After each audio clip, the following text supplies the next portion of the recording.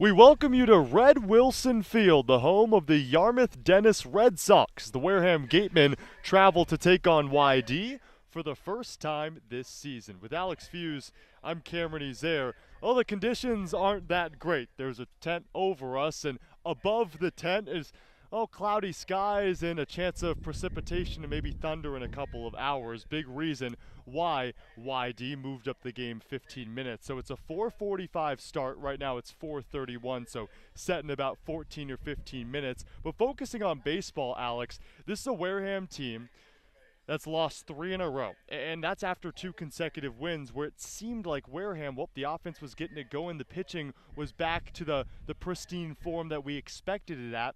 But now Wareham's offense has really struggled, batting 192 in the last 3 games. How does Wareham's offense get revitalized? Well, I think they just have to be consistent at the plate. And one of the keys that they really didn't struggle with last night, only 7 strikeouts in last night's game. So they're putting the ball in play, but obviously it's not working out to their advantage. Last night's game, I think, was the just biggest defeat that this team showed. Only scored 1 run. And Hyannis, a team that they won both games the first time they faced them, but Hyannis, the last 2, they took them from the Gateman. So I think this is a team in Yarmouth Dennis that they haven't played yet. So they haven't faced the Red Sox for this season, and this is a team that they got to get something going. A lot of games, only 1 day off in the next week and a half. Yeah, that day off is on Tuesday. It's right after the 4th of July. That'll be July 5th. The Yarmouth Dennis Red Sox are 11-5-2. We'll get more into them later on in the South Coast Health pregame show live at Red Wilson Field. But let's talk a little more about that loss against Hyannis yesterday. A 6-1 defeat. This team crumbled from the start. The offense wasn't there, only mustered 6 hits. A couple of them were in the later stages of the game. 3 hits in the first 6-7 innings or so. We've already talked about what the offense needs to do. What's the key to put that game in the rearview mirror going up against probably the second best team on the Cape? Well, both of the 2 games before yesterday were really close dogfight losses. And I think that's what we saw yesterday. They had, prior to the 2 games, against Brewster, and then just the next game where they were in Katuitt, the best team in the East.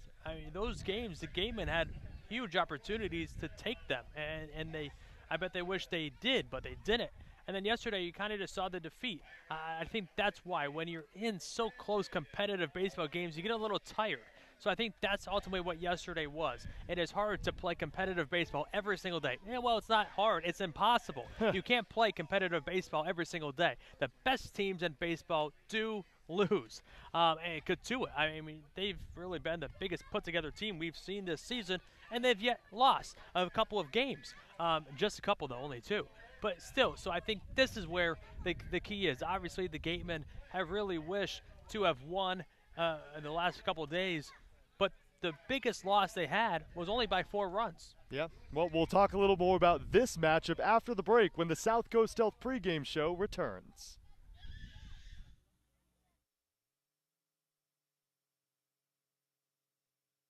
We appreciate and thank the sponsors who support the Cape League and the 10 teams. Our corporate sponsors are the financial backbone of the league. It is with their support that we are able to preserve our long-standing tradition of providing the best family entertainment here on Cape Cod, free of charge. On behalf of the 9 other teams, the Wareham Gatemen, league officers, and the entire Cape League family, we would like to announce and thank our 2022 corporate sponsors.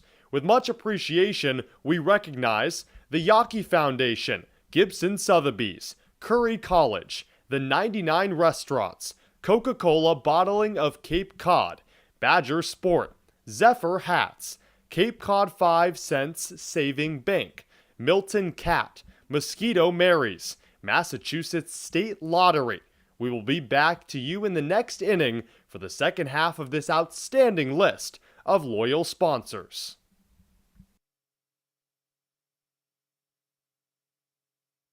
Curry College is where you go to become anything you want. Curry prepares students to engage in successful careers with learning beyond the classroom. Explore undergraduate programs, NCAA Division III athletics, and continuing education and graduate studies, including fifth-year master's programs at curry.edu.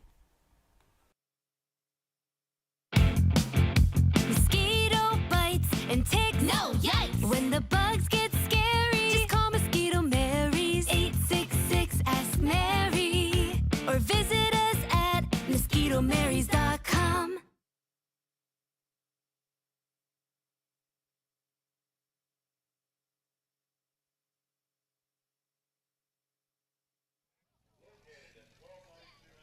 Back at Red Wilson Field, home of the Yarmouth Dennis Red Sox, the team that sits at 11-5-2 that's atop the East Division, taking on the Wareham Gateman at 6-11-1, a team that sits fourth in the West Division. Alongside Alex Feuz, I'm Cameron Ezeir. We've talked a little more or a lot about Wareham and their trials and tribulations over the past couple of days. How about Yarmouth Dennis, a team that's won 7 of their last 8 games, and they've caught a nice stride here on the Cape? Yeah, I mean, they got the pitching, right? You look at their team ERA, it is just sitting at a 142, which Wow. is almost 2% lower. The Gateman ERA coming in at 388. So that's a big difference between the two teams. Obviously, you can see the difference in the record as well on the season. So ultimately, they can pitch, but the offense side of things is really the same. Both of the offenses are especially just really the same. You look at the batting average on both sides, 238 and 236, the biggest difference, the Gateman at 236. Yeah, Wareham Gateman offense that struggled over the last week or so, while Yarmouth Dennis hasn't struggled one bit. The Red Sox are top half of the Cape in offense. You talk about the pitching's been fantastic. Well, the batting average at 231 for the Yarmouth Dennis Red Sox. For Wareham, they're fifth on the Cape in batting average at 221. But it's really this offense they can muster up the hits, but they can't capitalize based on them. 27 left on base in the last 3 games. Yeah, you can't leave runners on. I mean, you got to get them in, and that's especially what you have to do to win ball games. And the big spots, I mean, the pitching has to be there. Obviously, the difference, like I said earlier, the earned run average, 2 points different between these two teams.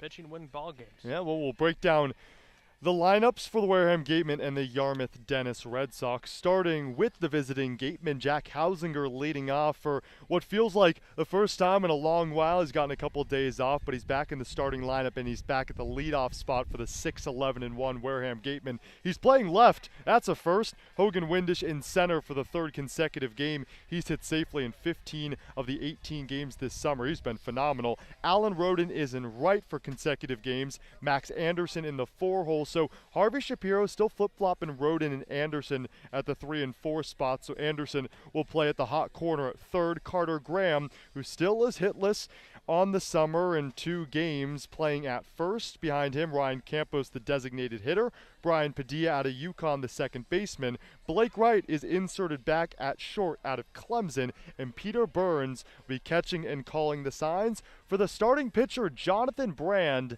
the Miami University of Ohio. Will be an Auburn Tiger in the fall, and a guy that led Division I, the entirety of it, with a 1.40 ERA in 2022. He amassed an 8-2 record over 13 starts for the Red Hawks, and he'll be taking his talents to Auburn in the fall, a team that had quite a spectacular season, and we'll see what Brand can bring to that pitching staff. For YD, we start off at the top of the lineup with Luke Schliger. He'll be the catcher out of Maryland. Behind him, Cole Carrig, the right fielder out of San Diego State. And then a late scratch for the Red Sox brings Mike Bovey in the 3-hole. He's out of the University of Omaha, Nebraska, a rising junior. In the 5-hole for the Yarmouth Dennis Red Sox, out of Long Beach State, is Johnny Long, the designated hitter. Drew Bowser in the 6th spot, the rising sophomore. He'll play 3rd. Bottom of the lineup for Scott Pickler and company, the field manager for the Red Sox, is Hunter Haas, Paz Ferreras, and Homer Bush Jr. But hey, let's focus on what really matters. Yes, the teams and what occurs in this game, but we got a lot of history at the plate right now, Alex, between Harvey Shapiro and Scott Pickler, the two field managers, Harvey for the Gateman and Scott Pickler for the YD Red Sox. They've amassed over 1,000 wins as field managers on the Cape, and it's really special to see those two face off here at Red Wilson Field. Yeah, those two have spent a lot of time talking and game planning, just telling stories before this game got started, and as we've seen all season long, just how special this game of baseball is, and there is a mutual respect with the people that truly love this game and that are in it. Yeah, let's do the math properly rather than just saying over 1,000. A combined 1,080 wins as field managers combined between Harvey Shapiro and Scott Pickler. Now, Pickler's been at YD for a while, but Harvey Shapiro in his first year as a field manager for your Wareham Gateman spent the past 18 seasons as the manager of the Bourne Braves. He took a couple guys over from Bourne a season ago. Max Anderson is one of them, and he'll be playing third today for the Gatemen. So this game almost underway. Again, a 4:45 first pitch, so we'll get it to you when that comes around. We've broken down the lineups. We've told you who's on the field, and after the break, well, we got first pitch from Red Wilson Field, YD against Wareham on the Gateman Radio Network.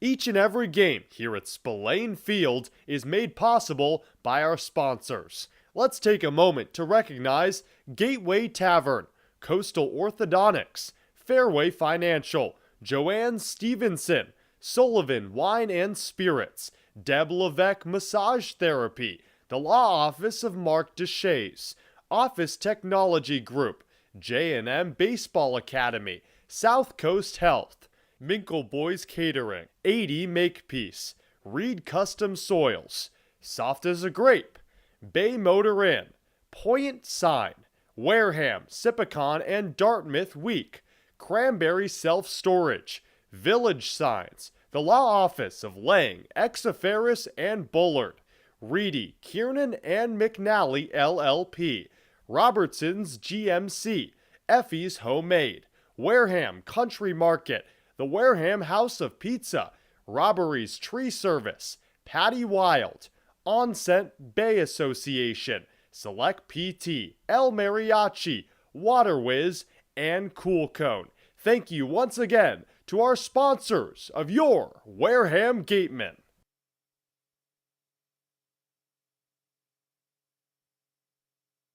Curry College is where you go to become anything you want.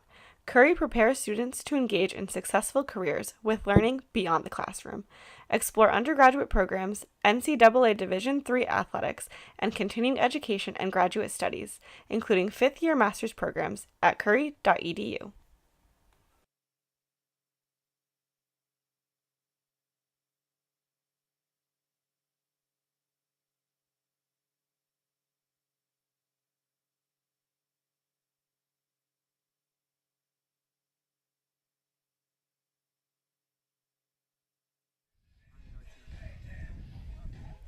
Yeah, back at Red Wilson Field, we just wrapped up the South Coast Health pregame show alongside Alex Feuz.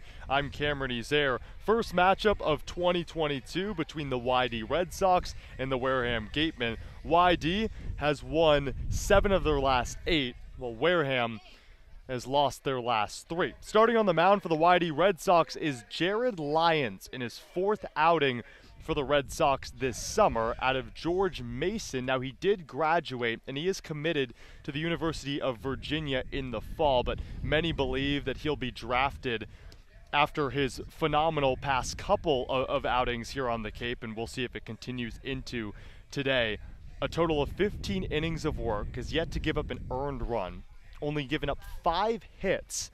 Oh, and he's also struck out 22 to just walking 5. Jared Lyons, the righty, well, he's set to have maybe another great outing taking on a Wareham team that's really struggled. Yeah, anytime your ERA starts with a 0, it's not good, it's great. And especially with the strikeouts that he's amassed so far this season. But I really do believe that this is a game that really turns this season around just a few games before the halfway point of a early Cape Cod season. Sometimes you need to face the best pitchers to get really back in the swing of things at the plate. And that's what Wareham is facing today. Now, it's a starting unit for the Whitey Red Sox in their last 5 wins over the past 6 games. 27 innings of work, only given up 10 hits has that starting pitching staff. 1 earned run, 33 Ks to 8 walks. So if Wareham can juice up this offense, well, it has to come against a guy in Jared Lyons that is a part of a starting pitching staff that is the best on the Cape, and a great bullpen to follow as well. Now, like we said, we're expecting some inclement weather later, so the start is 4:45. There's no lights here. I don't even think we'll get to the point where it is too dark, but thunderstorms expected around 7:15, so we'll see how much baseball we can get in, but it's a great day for baseball, as it always is. Jack Hausinger steps in, the leadoff hitter for the Wareham Gateman. Yesterday, he pretty much did it all, was the starting second baseman and pitched a 1-2-3 inning in the 9th against Hyannis in a 6-1 loss, and that capped off 3 straight defeats for the Gateman. So Jared Lyons out of George Mason gets ready. Righty on lefty the pitch, fastball, crack to right, it'll land fair. Nope, it'll veer foul. Tough to see from our vantage point. We are a little past the first base dugout to the left side of it, and Jack Hausinger will rope the first pitch foul and out of play. Count 0-1. It's a good sign, though. Got good contact right on the first swing, and maybe this Gateman team can be the first team to score a run against this pitcher in Jared Lyons. Lyons set at the belt, the kick in the fire. Breaking ball, bit low. Count 1-1. Yeah, Hausinger obviously looking for fastball there. Held up on the breaking pitch, and that's key. Lyons peers into his glove, now drops it to the letters. To the belt, the 1-1. Another breaking ball. Threw that on the outside of the strike zone, so the count 1-2. Umpire and crew for today, John DiGiolamo at home, Mike Hinojosa at first, and Michael Farmal at third. 1-2 pitch. Fastball misses high.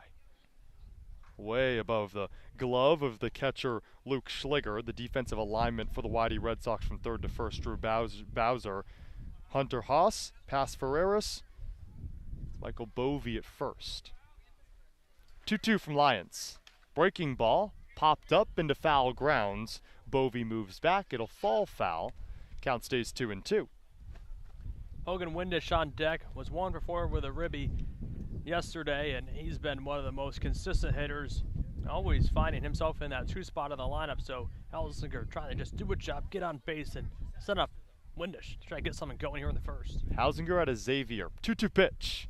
Breaking ball misses in the dirt. No, called strike 3. Oh, that ball looked like it hit the dirt. But home plate ump John DiGiolamo says, nope, that's strike 3, and Jack Hausinger's shaking his head as he walks back to the dugout. That's not the way you want to start this game because now you throw off everyone's strike zone. It is so tough for players nowadays with umpires changing their zone every single game. You can't hit a moving target. It's impossible. Hogan Windish steps in, 303 average.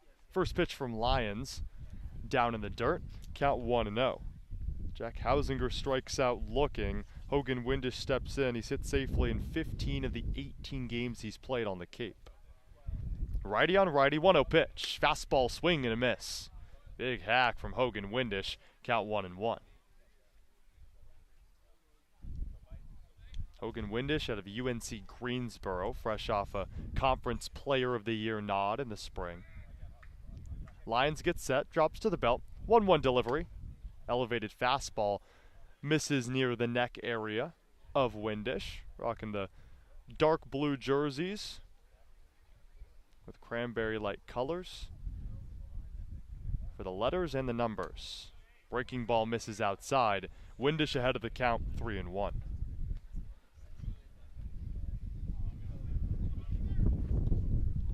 Windish taps the plate once, now hovers the bat over his back shoulder. 3 balls, 1 strike the count, 1 away in the top of the first. The pitch, fastball low, strike 2. But heater from Jared Lyons picked up his 23rd strikeout of his young season against Jack Hausinger in the last AB. We'll see if the wind comes a factor, blowing straight out to center field. Payoff called. Strike 3 low. Hogan Windish knew it. Back-to-back Ks looking to open up the day for Jared Lyons. Yeah, the wind wasn't a factor on that pitch.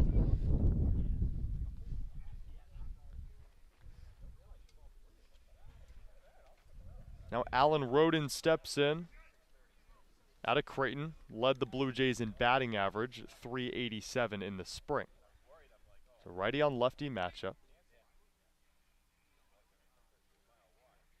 The pitch, breaking ball, strike 1 down the pipe. Gateman team, 3 consecutive losses entering this one. 6-1 loss to the Hyannis Harbor Hawks yesterday. Yeah, Roden disagreed with that. I just asked the home plate umpire where exactly that was. It looked like it was below his knees. 0-1 pitch, that one definitely below his knees, bounced in front of home plate and out of the mitt of the catcher Schliger. He's the back end of the battery between Jared Lyons and Luke Schliger, the rising junior out of Maryland.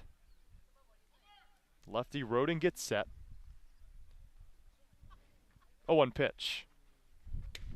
Or pardon me, 1-1 is a breaking ball and misses outside, count 2-1. That was his makeup pitch right there. Alan Roden, fresh off a 1-for-4 game against the Harbor Hawks. And a single back in the 4th. 2 away, the 2-1 delivery. Another breaker misses low. You know, that's the one thing, Cam. If baseball does move to the automatic strike zone, you don't get the makeup calls like the pitch prior to that one. You also don't get the missed calls if you're Wareham and you believe the last couple were missed by the home plate ump. 3-1 delivery. Misses outside and high. Alan Roden tosses his bat about a quarter of the way to the Wareham dugout on the first base side. Heads over to first. There's a runner on after that base on ball is delivered from Jared Lyons.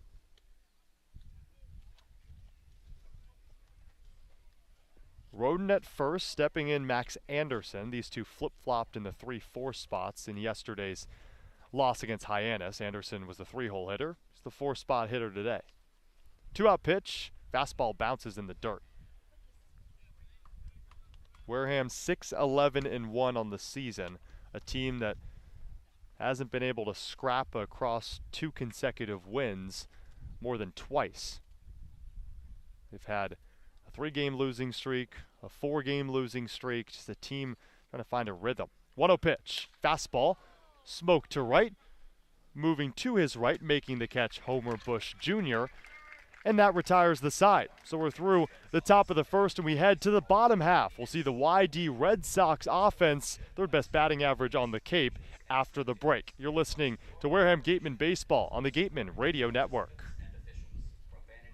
The 99 Restaurant and Pub is proud to be a sponsor of the Cape Cod Baseball League. Visit your local 99 and try their famous Colossal Lobster Rolls, piled high on a grilled brioche and served hot buttered or just the right amount of mayo and celery with fries and coleslaw. The 99, always the real deal.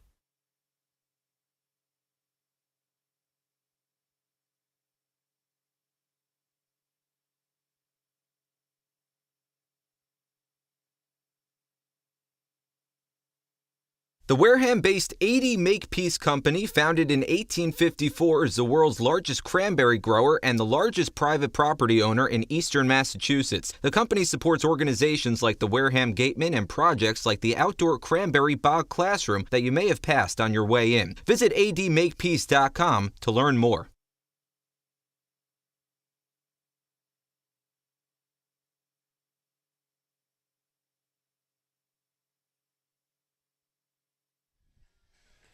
We're in the bottom of the first at Red Wilson Field alongside Alex Feuz. I'm Cameron Ezeir. Pitcher on the mound for the Wareham Gateman is Jonathan Brand.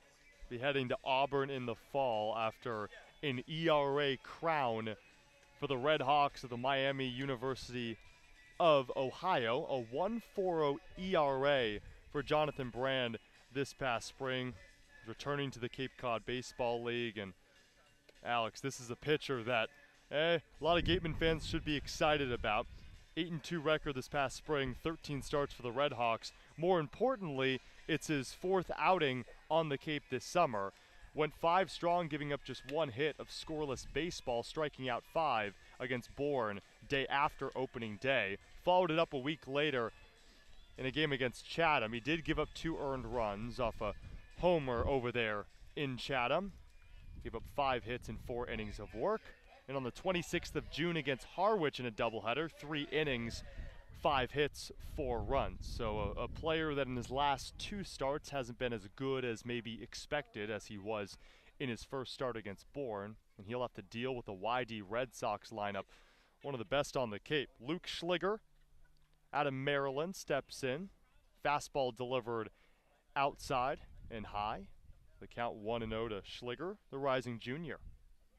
Brand turns, deals the 1-0. Fastball, strike 1 on the outer half. Yeah, Harvey Shapiro definitely looking from Jonathan Brand a little more on brand from what he really came in and started off the season like. Poke to left center and falls for a base hit. A breaking ball that just sat above the plate from Jonathan Brand. Leadoff base hit for the YD Red Sox. And it'll bring up Cole Carrig out of SDSU with the runner on. The pitching staff has posted a 1-8 record. Yes, a sub-5 ERA, but this is a starting pitching staff that had a sub-2 ERA in the early portion of the season. His hitters starting to catch up. Cole Carrig, the lefty, stares at Jonathan Brand, the righty, on the bump. Runner at first is Schliger with no outs in the bottom of the first. Fastball delivered low, count 1-0. And with Carrick at the plate, I mean, Brand has been just fantastic against left-handers. Lefties this season, 6 for 26, a batting average 230. Righties, though, 3 and 12 on the season. They were 5 for 16. 1-0 pitch. Fastball grounded to the right side. Padilla scoops it up over to right for 1, to first for 2, and got him. A 4-6-3 double play empties the base paths, and there's 2 away in the bottom of the first. Oh, that's so key. I mean, you when you have a leadoff guy in Schliger who got on with a base hit, you never want the leadoff guy on because that normally, obviously, the chances of them scoring are so easy. But with a double play, that's so crucial. That's so special. Which brings up Mike Bovey in the 3-hole, 6'2", 210, a rising junior from the University of Omaha, Nebraska.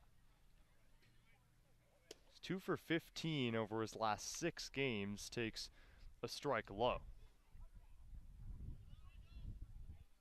Mike Bovey playing first today for the Red Sox. 0-1 pitch, fastball inside, misses. Defensive arrangement for the Gateman from third to first, Max Anderson, Blake Wright, Brian Padilla, and Carter Graham. Peter Burns behind the dish, 1-0 pitch, grounded to the right side. Padilla, gloves, stops over to first, and got him in time. So after giving up a leadoff single, Jonathan Brand forces a grounder into a double play, and then another ground out of Mike Bovey. And we head to the top of the second. No score from Red Wilson Field on the Gateman Radio Network. For sales and rentals of Caterpillar machinery, generators, and marine engines, visit MiltonCat.com, your area cat dealer. Milton Cat, the Cape and Islands Caterpillar dealer, is proud to be a sponsor of today's game.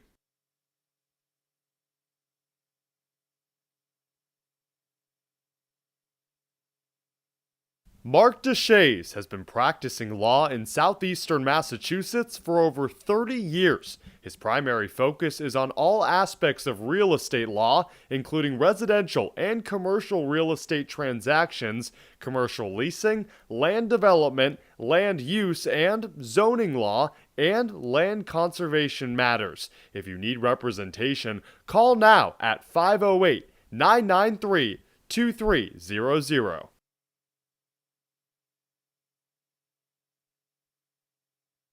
Gibson Sotheby's International Realty is proud to sponsor the Cape Cod Baseball League, offering residential sales and vacation rentals across the Cape. We help you turn someday into right now. Each office is independently owned and operated.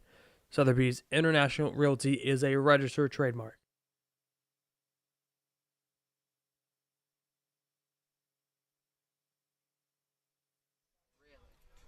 We're in the top of the second at Red Wilson Field, home of the Yarmouth Dennis Red Sox. It's the Gateman and the Red Sox for the first time this season. These two teams will match up 3 times in the month of July. With Alex Feuz, I'm Cameron Ezeir.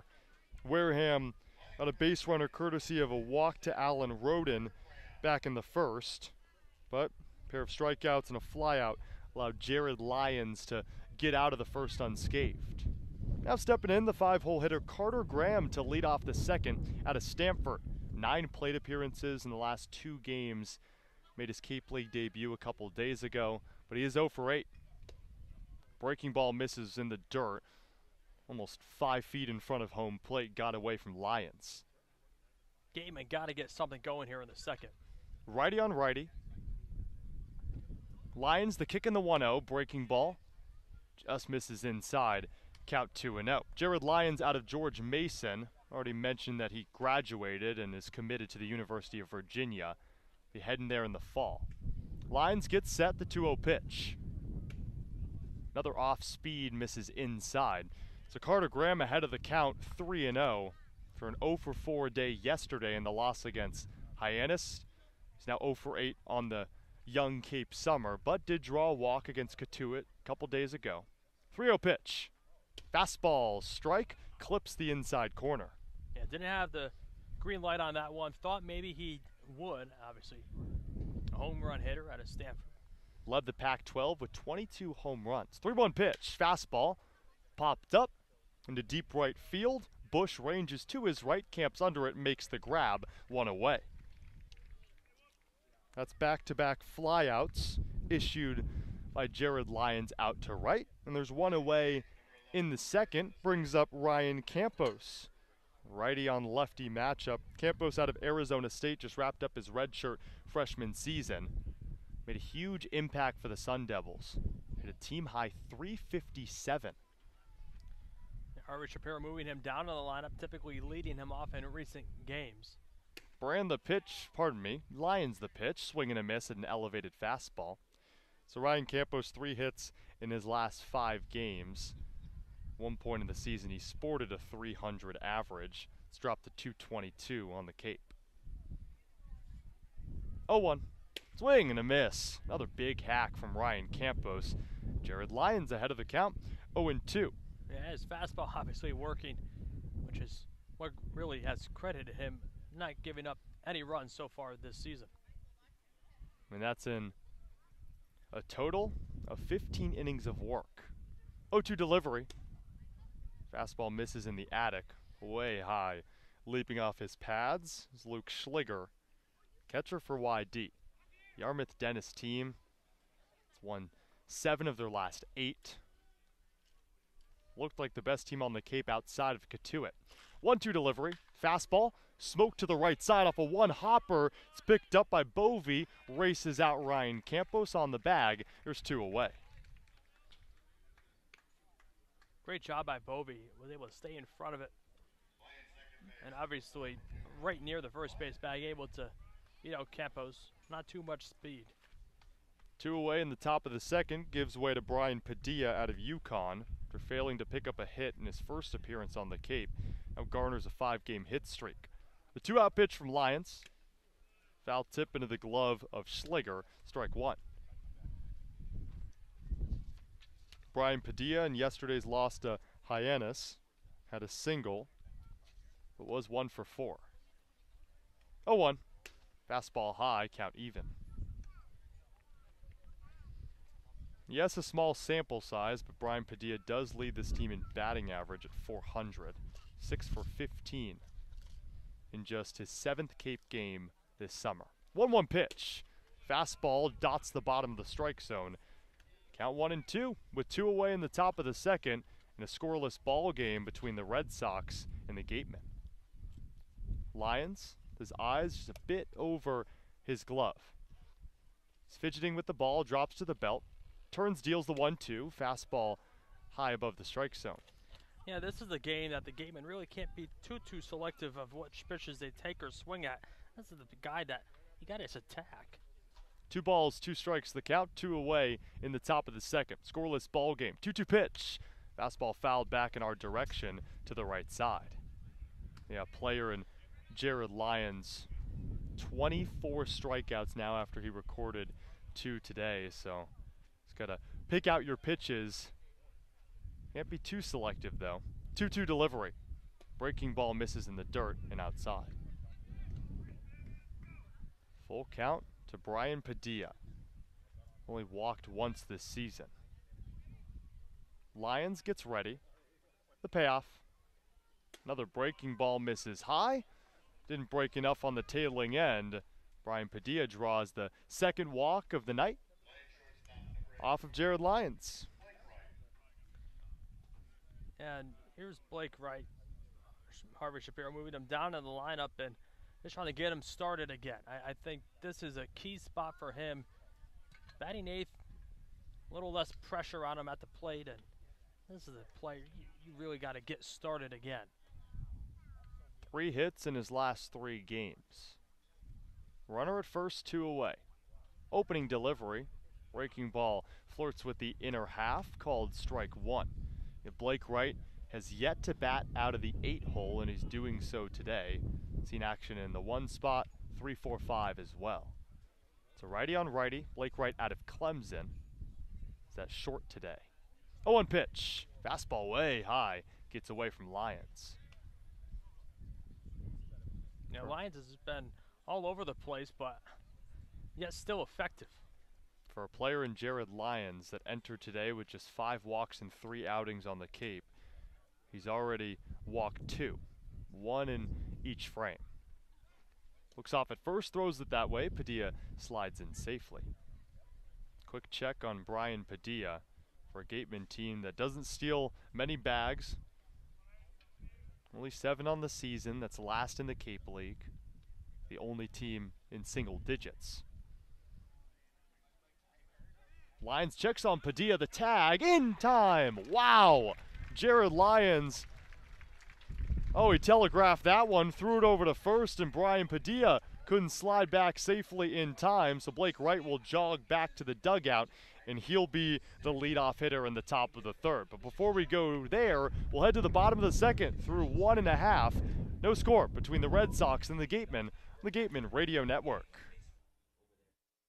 Serving southeastern Massachusetts and Rhode Island, Office Technology Group has been the area's source for advanced digital multifunctional copiers since 2009. Call Office Technology Group at 508-858-5825.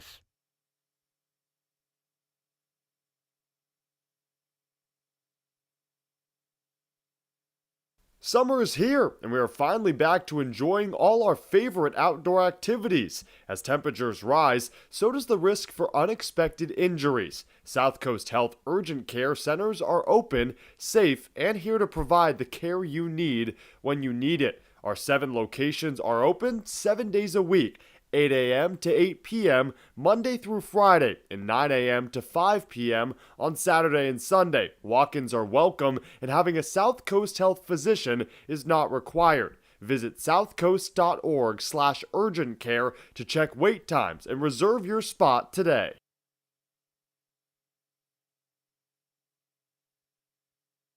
Reed Custom Soils is New England's leading provider of lightweight planting soil for green roof installations and is the exclusive New England supplier of stabilized stone dust. Reed Custom Soils services over 300 golf courses and provides unique blends to fit your needs, all by experienced precision blenders. To learn more about how Reed Custom Soils can serve you, call toll-free 1-800-924-5335 or head to reedcustomsoils.com.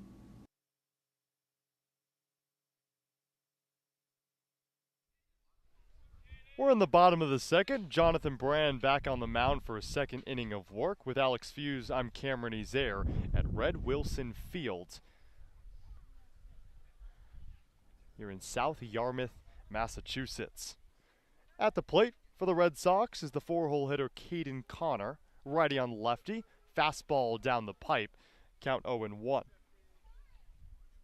So Caden Connor out of Cal State Fullerton, the rising junior. Stands in, the pitch, Slow chopper to third. Anderson corrals over to first, and he got him. One away. It's a good sight to see Max Anderson back at third after he took some time at first. Carter Graham comes in, and now it's Graham and Roden that will most likely filter off between first base. But all these guys so versatile. That's why we're seeing Jack Hausinger, who usually is in the middle infield, out and left. So any of these guys can play a variety of positions. Yeah, all three of our outfielders, as we talked about before, came in as infielders. First pitch breaking ball, strike at the bottom of the zone to Johnny Long, the designated hitter. Yeah, but it's all about development, so you try them out in different spots. One away, the 0-1. Fastball just misses outside. Yeah, that's what the scouts love to see. Obviously, Windish, a second baseman at heart, but had to play some left field and played center field just 2 nights ago for the first time ever in his life. Long fouls it away.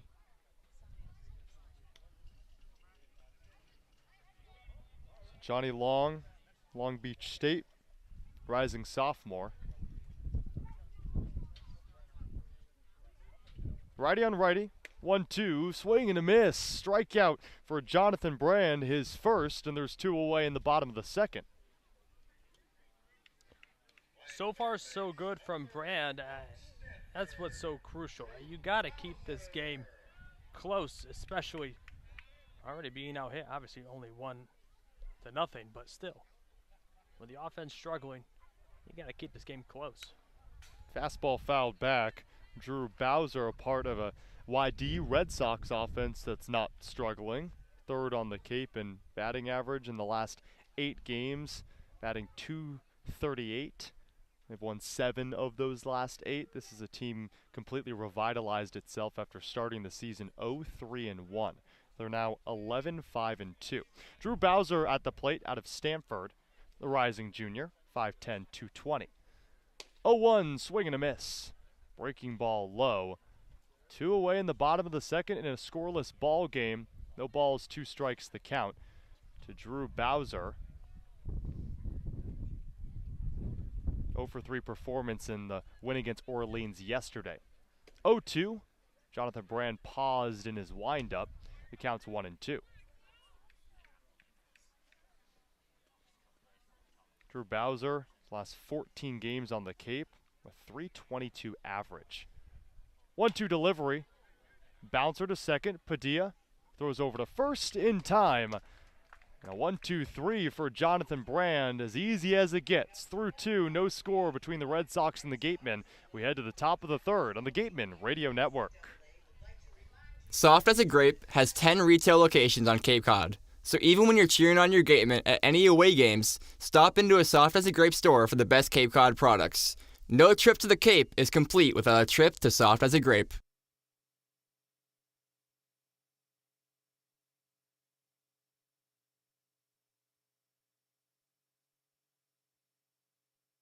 Want your daily dose of news? Lucky for you, Wareham, Sipicon, and now Dartmouth Week has you covered. Whether you live in Wareham or in the surrounding areas, you can count on up-to-date news on sports, schools, and even the fine arts, courtesy of the partnership between Wareham, Sipicon, and Dartmouth Week. Head to theweektoday.com and search Wareham, Sipicon, or Dartmouth for more.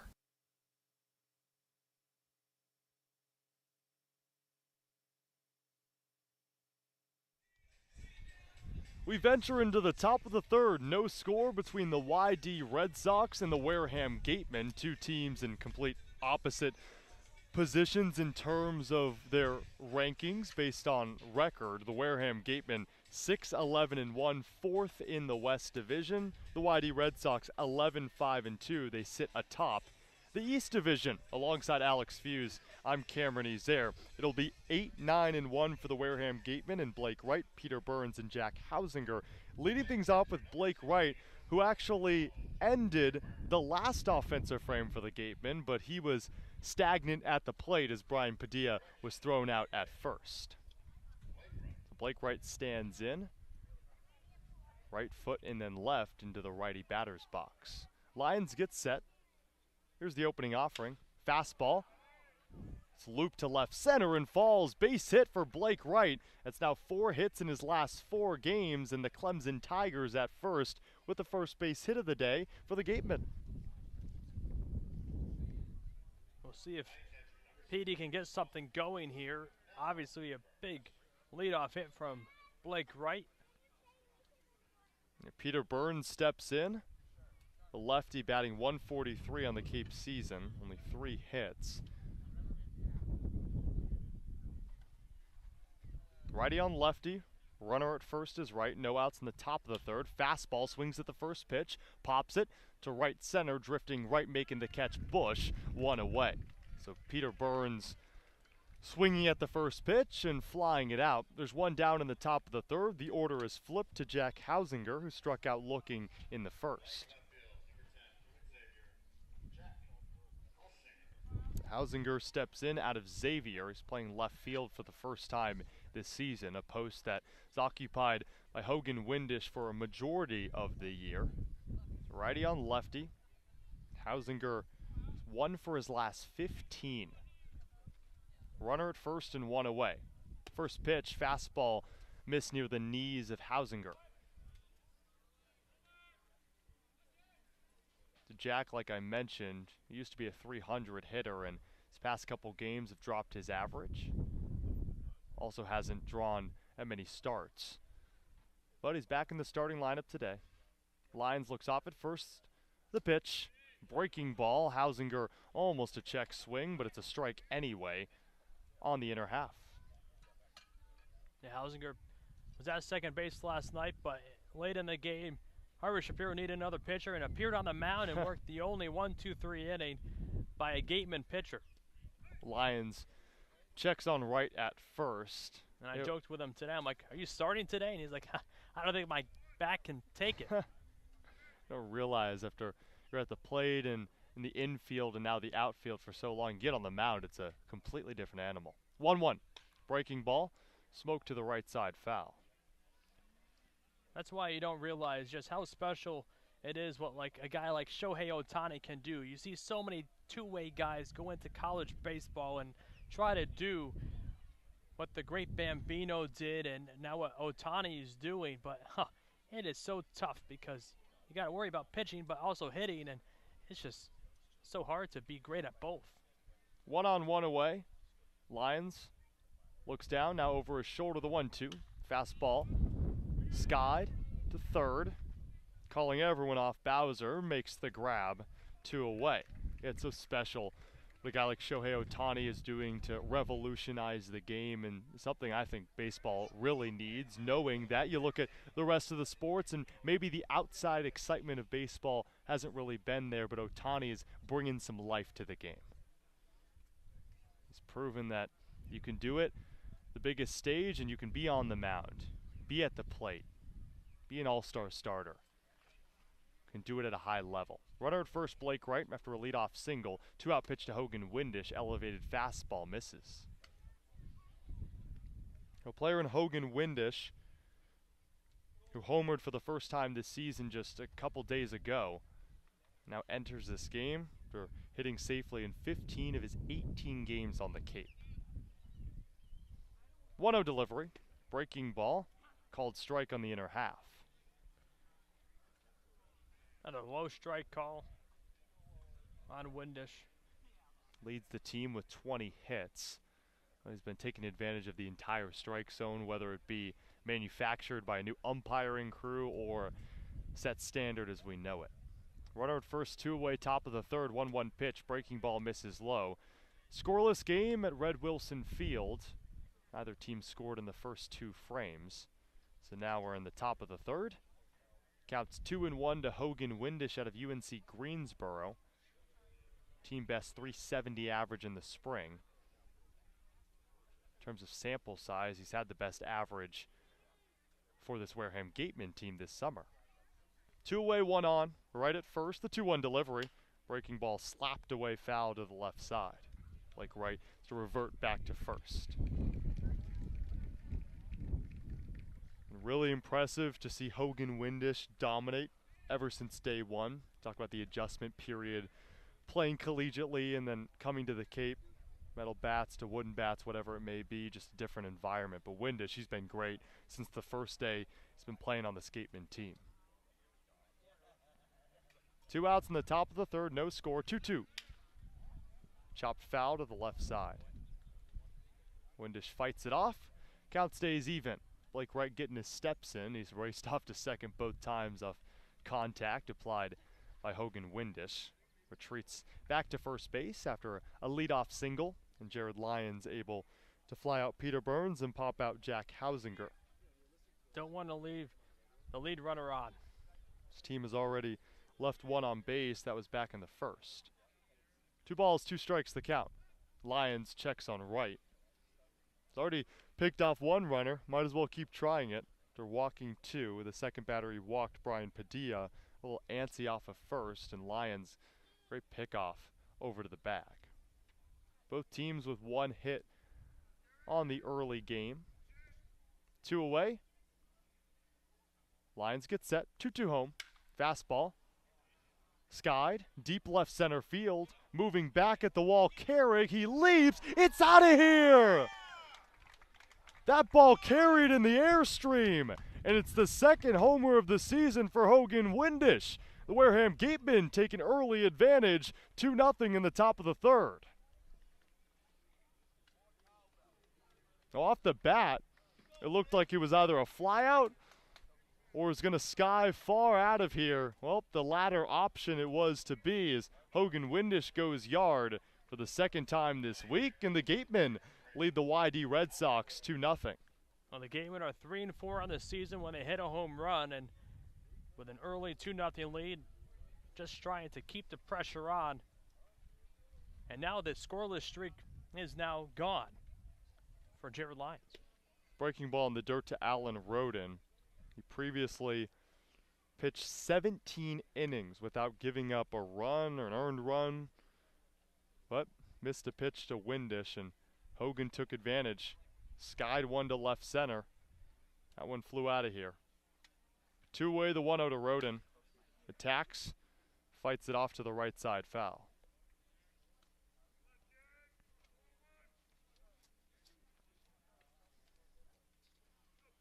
Two 2-0 Gateman. They've already scored more runs than they did against Hyannis yesterday.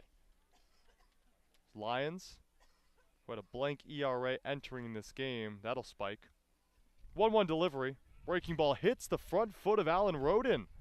So Jared Lyons, his command, it's fallen off ever since the first frame.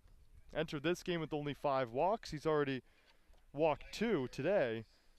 Entered this game without giving up an earned run. And he's already surrendered a pair off a 2-run shot to Hogan Windish. And now hit by pitch lands Alan Roden at first.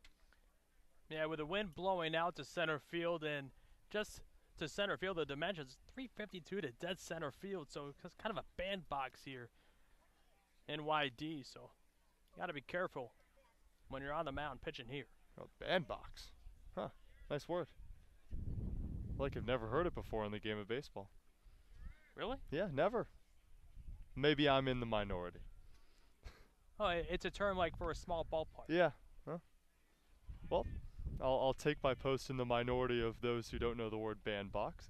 We're at Red Wilson Field, the home of the YD Red Sox. There's 2 away in the top of the third with the runner at first.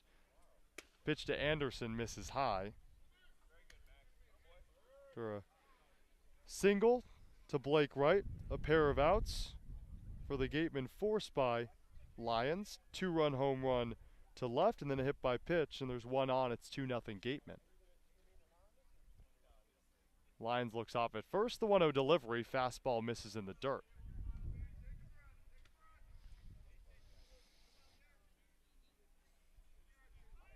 The Wareham Gatemen have attacked on Jared Lyons early. 2 runs in the top of the third. Still a runner at first and threatening, but with 2 outs. Lyons, the kick in the 2-0. Breaking ball in the dirt. So Lyons, after quickly working through 2 innings, felt he had a lot of batters here in the third, and this Gateman team putting the pressure on, and well, we've seen probably one of the best pitchers in the Cape this summer. Entered without giving up any earned runs. The 3-0 pitch. Fastball delivered on the inner half. and gives up a 2-run homer to Hogan Windish. Player batting over 300 on the season has now hit safely in 16 of the 19 games played. It's a loud 2 RBI hit. 3 balls, 1 strike, the count. The kick in the delivery, runner goes, breaking ball fouled back. Interesting dimensions here at Red Wilson Field. Down the third and first base line, there's probably a good 30 feet that separate the lines from the dugouts. Whole lot of fans down the left and right field lines, sitting on the berm. Couple bleachers out there as well, same behind home plate. Scattered clouds in the sky. With 2 away, the payoff, runner goes, breaking ball called, strike 3 low. That's strikeout number 3 for Jared Lyons, but not before Hogan Windish takes him yard, and that's Windish's 2nd home run of the season. We head to the bottom of the 3rd. The Wareham Gateman have an early lead, 2-0 over the YD Red Sox through 2.5. We head to the bottom of the 3rd on the Gateman Radio Network. If you or a family member have been hurt at work, don't wait for the insurance company to discontinue your benefits or deny you medical treatment. Get an experienced workers' compensation attorney now before it's too late. The lawyers at Reedy, Kiernan, and McNally, LLP, have been practicing workers' compensation law for many years and are experts in the field of workers' compensation law. Having the advantage of retaining an attorney early on may make all the difference in your case. Know your rights. Be prepared and contact Reedy, Kiernan, and McNally, LLP today. The firm is located at 267 Main Street in Wareham and 2318 Acushnet Avenue in New Bedford. Call 508-295-0286 or visit their website www.rkm-law.com. Gateman Baseball is officially sponsored by Robertson's GMC, the truck professionals. Located just 2 miles away on Cranberry Highway, Robertson's GMC, we are professional grade, power like a pro.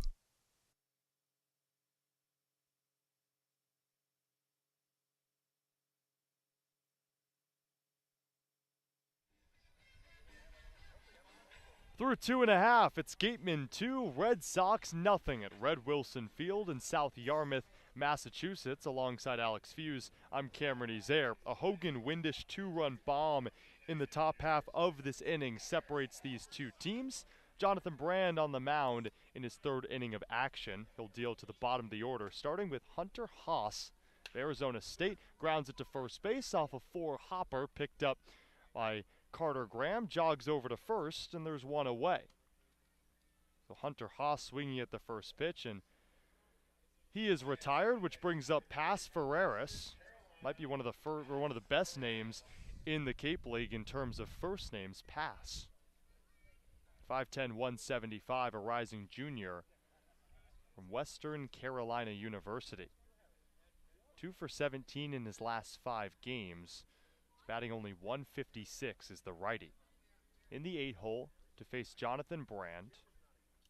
Here's the first pitch. Breaking ball. Ooh, what a pitch. Great movement on that off speed to Ferreira. Strike 1. Yeah, Brand's been on point, only delivering. The 21st pitch of the game will be right here. Here's that pitch. Another breaking ball. Big hack from Pass Ferreras. Misses everything. Count 0-2. To put it in perspective, on the other side, Jared Lyons, close to 60 pitches through 3 innings. Almost less than half of that by Jonathan Brand. He's been dealing thus far. 0-2 delivery. Fastball misses high. Count 1-2. Ferreras finished his season at Western Carolina, batting .507 in the last 17 games. 1-2 delivery on a breaking ball just outside. Count even 2-2. So for a player named first team all Southern Conference. That's been a strike all day for the Gateman. That time it wasn't. 2-2 delivery. Cut on, foul to the left side off the body of Ferreras. Yeah, the strike zone It's been quite vast at times and a bit restricted at others from home plate umpire John DiGiolamo. Either way, Gateman up 2-0 in the bottom of the third, no one on, one away. Brand, he set at the letters, turns the 2-2 delivery. Fastball called, strike 3 outside. Oh, he got that favorable strike zone there, a K for Jonathan Brand. And that's strikeout number 2. There's 2 away in the bottom of the third. Got him looking, did Jonathan Brand, just on that outside corner, which turns it over to Homer Bush Jr., the righty. First pitch, fastball in the dirt. It's really odd to see Homer Bush Jr. in a Red Sox uniform because his father played for the Yankees. Fouled back on that breaking ball, as well as the Blue Jays and the Marlins. 7 Major League Baseball seasons, and now handing it down to his son, Homer Bush Jr., out of Grand Canyon University, the rising junior. Yeah, his dad now coaching in the game of baseball. Obviously a baseball family, and it's always good you can rely on someone so close. 1-1, off speed, catches the outside corner, count 1-2. Always turn to his dad, ask him any questions, and there's always some perspective there. 1-2 delivery, cut on and missed. Strikeout number 3 for Jonathan Brand. He retires the last 2 by way of the K. And Jonathan Brand has faced the minimum through 3. He'll be an Auburn Tiger in the fall, but right now he's dealing for the Wareham Gateman. We head to the top of the 4th. Wareham 2, YD nothing at Red Wilson Field. We'll be back for more Wareham Gateman baseball on the Gateman Radio Network. Wareham House of Pizza has been serving Wareham and Marion for over 40 years with steak and cheese, pizza, and subs. Located in Shaw's Plaza, head on over for pickup or let them deliver to you.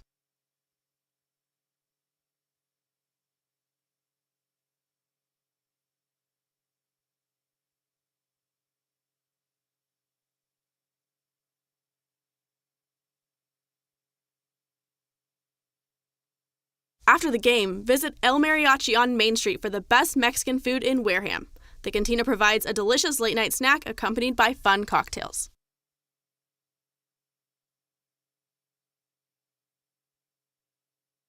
One of the Gateman's favorite places for their post-game meals is Cool Cone, where you can get anything from fried clams and fried chicken to an ice cream sundae, and then top it all off with a round of mini golf. Cool Cone, located on Route 6 on the Wareham-Marion line.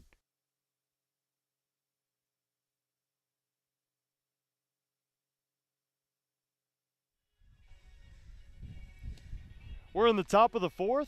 You're in South Yarmouth, Massachusetts. It's game 19 of 44 of the Cape Cod Baseball League season. With Alex Feuz, I'm Cameron Ezeir on the Gateman Radio Network.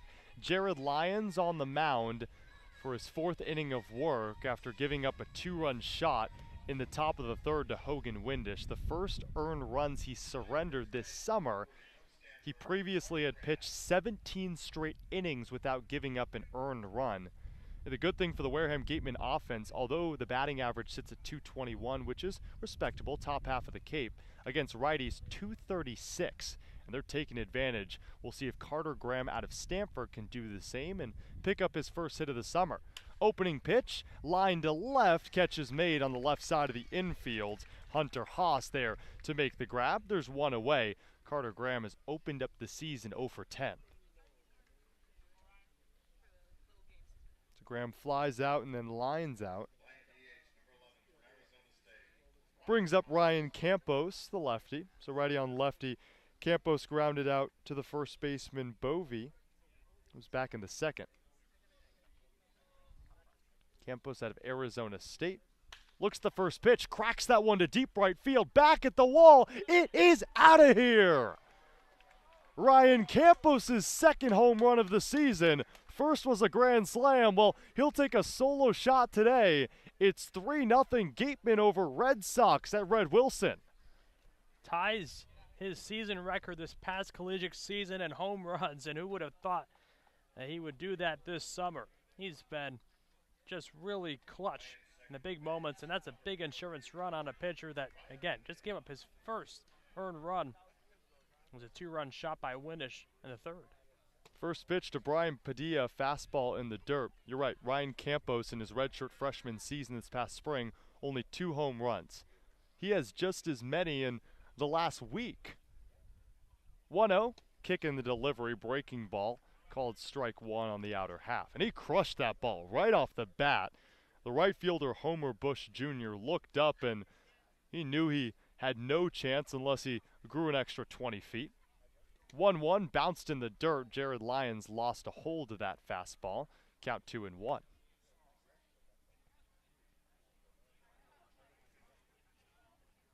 For a Gateman team that entered last in home runs on the Cape, they have 2 through 3 1/3. 2-1 breaking ball, just a bit outside. Count in favor of Brian Padilla, 3-1. Padilla out of UConn, the second baseman, walked back in the second. Hovering his bat over his back shoulder. The 3-1, kick in the delivery, off speed, clips the inner half. I feel like almost every batter that has faced Lyons here has been a full count. 34 strikes, but 29 balls. Wow. Payoff with 1 away. It's home. And another ball inside. Brian Padilla walks for the second time today. Jared Lyons entered this game. No earned runs, 5 walks. He's given up 3 earned runs and 3 walks, and we're only through 3 1/3. And that'll force the hand of Scott Pickler, field manager for the YD Red Sox. All 545 wins, walks out to the mound. Now he's done it a lot before, and he'll call to the bullpen, and that's the day for Jared Lyons. The Lions exits down 3-0, giving up a 2-run shot in the third and a solo home run in the fourth. We're still in the top of the fourth with a runner on and 1 away. We'll see Blake Wright, who already has a single today, at the plate on the other side. It's 3-0 Gateman on the Gateman Radio Network. The law firm of Lang, Exifaris & Bullard, providing families and businesses in the greater New Bedford community with legal services for 40 years. We look forward to serving you. For an appointment, call 508-992-1270. We invite you to learn more about the law firm of Lang, Exifaris & Bullard by visiting our website, lxblaw.com.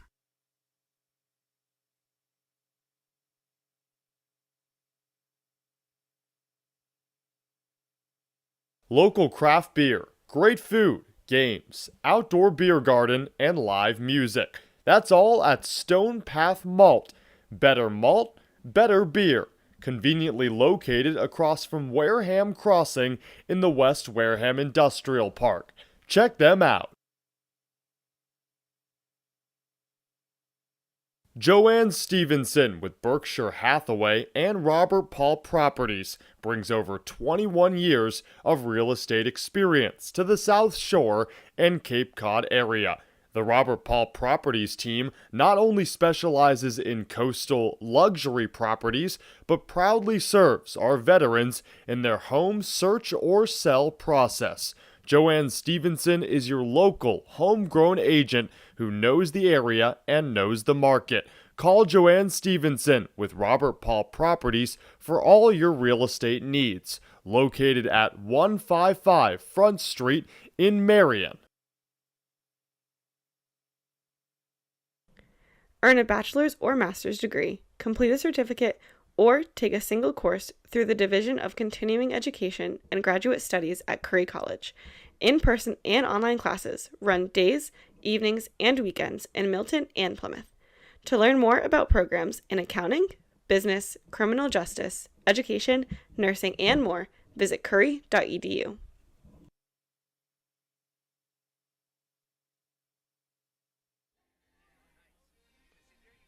We're back at Red Wilson Field in South Yarmouth, Massachusetts.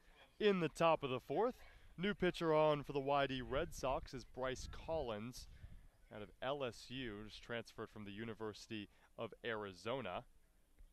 He pitched twice against Ole Miss in the NCAA tournament, a Running Rebels team that went on to win the title in the College World Series, and he'll deal to Blake Wright to lead off his relief outing out of the bullpen. Breaking ball misses inside. 6'1", 190, righty out of Valencia, California. a rising sophomore for an LSU Tigers team that will be really, really exciting in the fall, with Tommy White out of NC State, who had the freshman home run record last season. He'll be an LSU Tiger. Now Bryce Collins, 1-0, fastball inside, count 2-0. Also, LSU just hired Twins pitching coach Wes Johnson. So on top of the fact that LSU is revamping with a couple new hitters, they're also revamping the coaching staff, and Bryce Collins will have a great mentor in Johnson. The 2-0 to Blake Wright, already 1 for 1 today. Breaking ball misses outside and low. Count 3-0.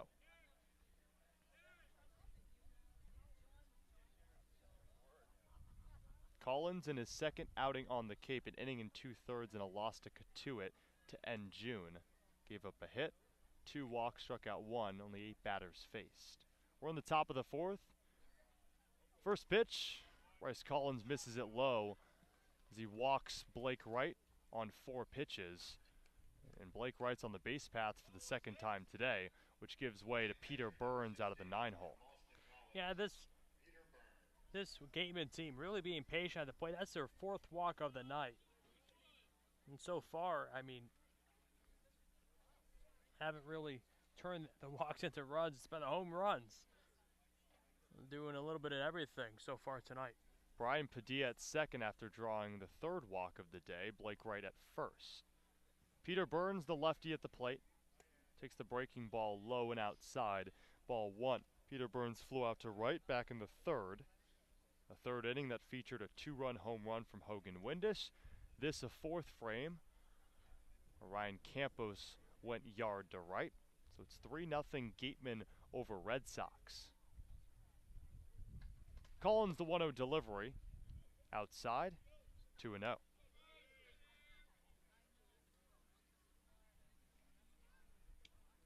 Peter Burns out of Boston College. Collins has yet to throw a strike. You're right, 6 pitches, 6 balls. It's behind the count 2-0 with 2 on and 1 away. Kicks and fires the pitch home. There's his first strike of his outing. Count 2-1. Wareham has mustered 3 hits. That's already half as many as they did the entire game against Hyannis yesterday.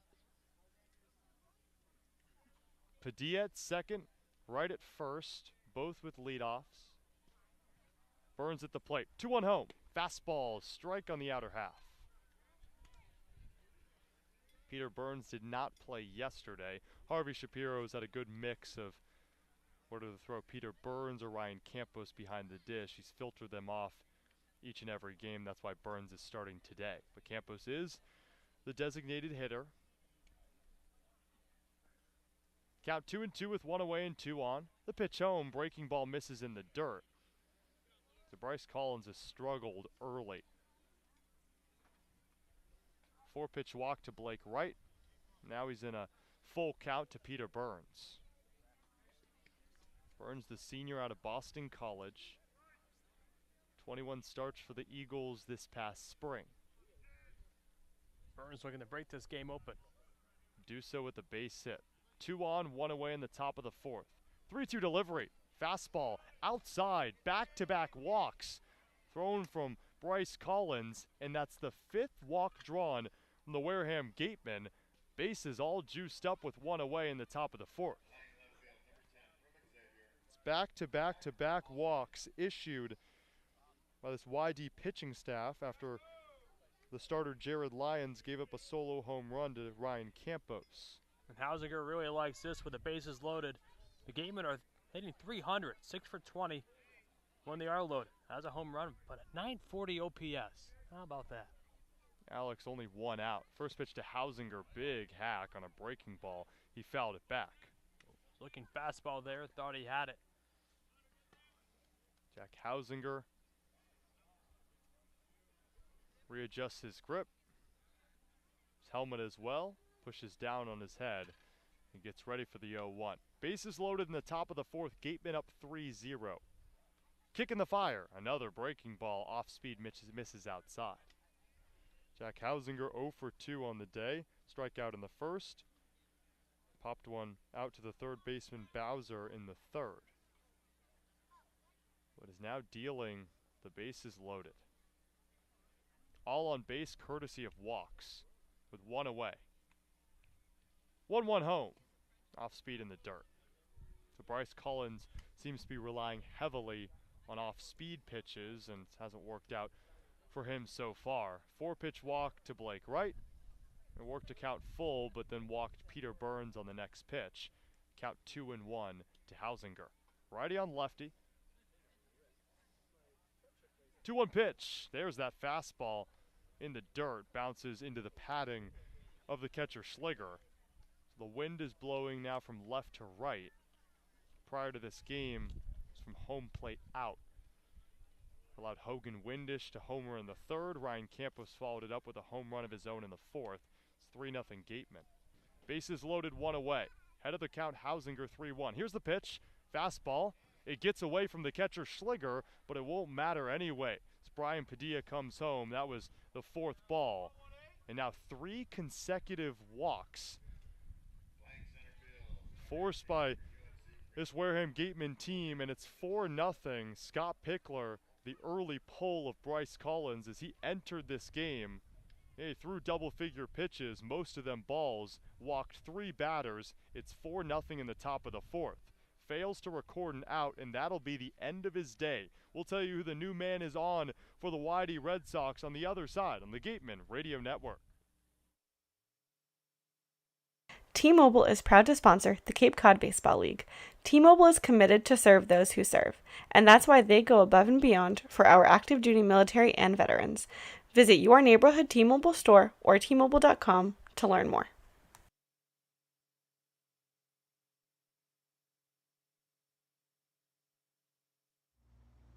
Wherever you call home, from Boston to the South Shore to the South Coast to the Cape and Islands, Rogers Gray has you covered for all coastal homeowners insurance needs. Rogers Gray is a proud sponsor of the Cape Cod Baseball League. Learn more at rogersgray.com.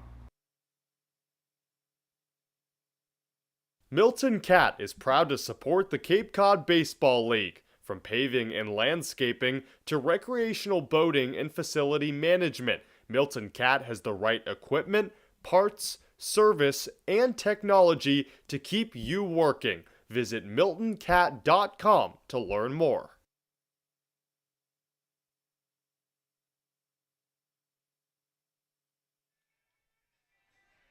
Still in the top of the fourth, Wareham 4, YD nothing on the Gateman Radio Network. Wareham Gateman on the road. They'll be back at home tomorrow, but then on the road once again for a 4th of July game against Bourne. So now this team, after few weeks of, 1 week on the road, 1 week at home, they're switching back and forth. Alongside Alex Feuz, I'm Cameron Ezeir. New pitcher on is the first lefty we've seen on the mound for the Red Sox, which doesn't bode well for a Wareham offense that is batting only .182 against lefties. It's Matthew Cavanaugh, 6'4" out of Coral Springs, Florida. Nova Southeastern University. D2 baseball. Nicknamed Birdman. He's had that nickname ever since Little League, and a big reason why is the flowing blonde hair that comes out of his all-red cap. He must have had that long hair since middle school, Little League. I wonder if it was shorter and then he just grew it out longer, or this has just been Matthew Cavanaugh's due and he just kind of trims it. But maybe he was born that way. Yeah, just with a due. In Nova Southeastern, J.D. Martinez went there. Decent player. Yeah, Matthew Cavanaugh trying to follow in those footsteps. I wonder if he could strike Martinez out. I doubt it. I think Martinez would get the best of him. Kind of cool. They're, both rock Red Sox jerseys, and of course this is the Yarmouth Dennis Red Sox, but the jerseys are eerily similar. As Cavanaugh peers into Hogan Windish, who had a 2-run shot in the third. Bases still loaded in the top of the fourth. Cavanaugh set at the belt to pitch. First pitch swinging, popped up to shallow left, moving in, and dropping it is the left fielder Connor. Coming in to score Blake Wright, and that's another run for the Gateman. Oh, Caden Connor, he charged in, put his glove out, and completely missed the ball. It fell at his feet, and it's 5-0 Gateman over Red Sox in the top of the fourth. Alex, still one out, and the bases still loaded. Yeah, they're going to give Winich a hit on that one. I think they got the call right, and the bases are still loaded. Now it's 6-0 Gateman, and it should be noted, in the past games of the past 18 games, the Gatemen have only scored 1 run in the 4th inning, but 3 here. Wow. 5-0 in favor of the Gatemen, a team that's lost 3 straight.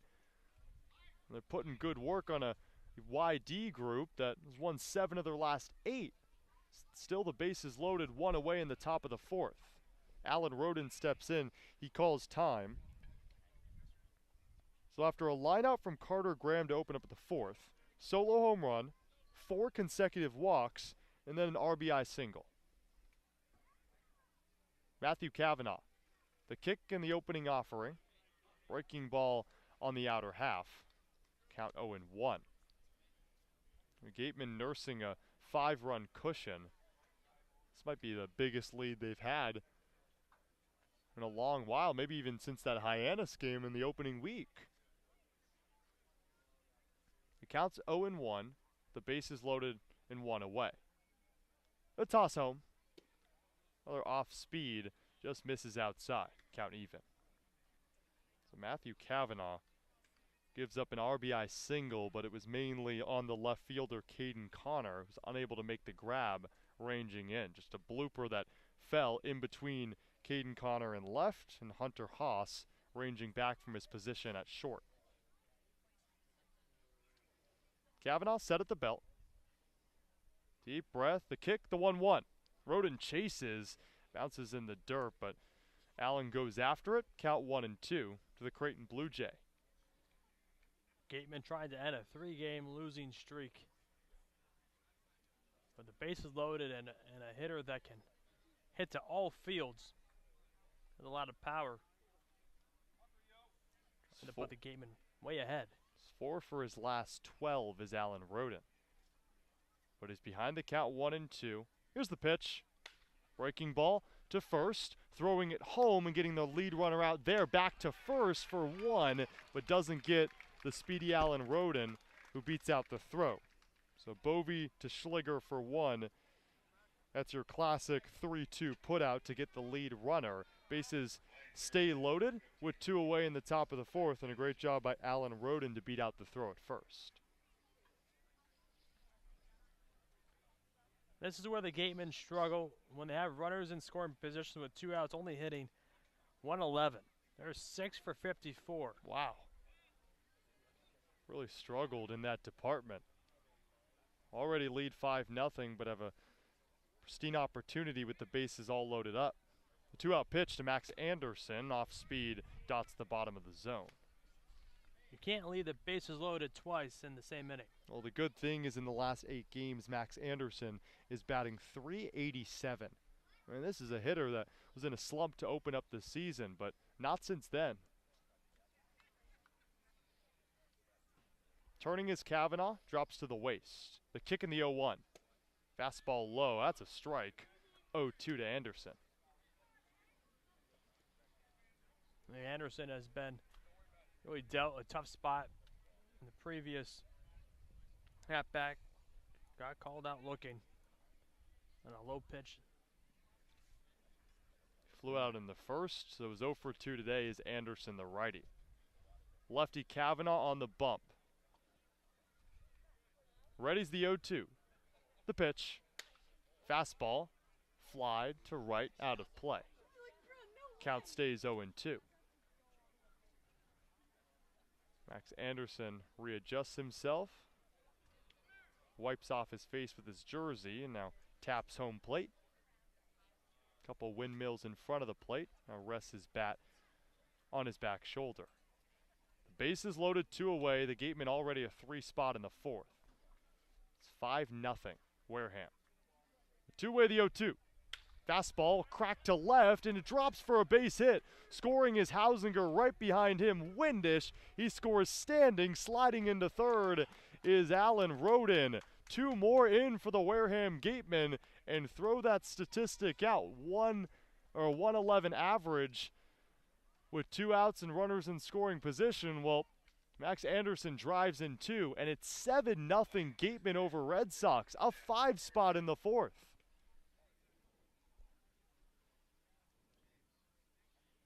The inning that had the least amount of runs scored by Gateman. Only had 1 run coming into this game in the 4th. 5. Wow. And now this team is batted around the order. Carter Graham, who lined out to open up the 4th, is hitting out of the 5-hole. He's 0 for 2 on the day. Righty on lefty. Runners at the corners. The pitch. Breaking ball low. 2 RBI single for Max Anderson. 13 hits in his last 8 games. That doesn't include what he could do in the future of this game. Runners at the corners, 2 away. 7-0 Gateman. Drop into the letters. Kavanaugh, the 1-0 delivery. Off speed low. Bounces in the dirt. This is the first time that Gateman have batted around this season. Wow. And not even just that. The Whitey Red Sox are kind of on a different track as well. They've outscored opponents 30-6 in the last 6 games, and they've already given up 7 runs today. We're only through 3 2/3. Kick the 2-0. Swing and a miss. Graham. Count 2-1.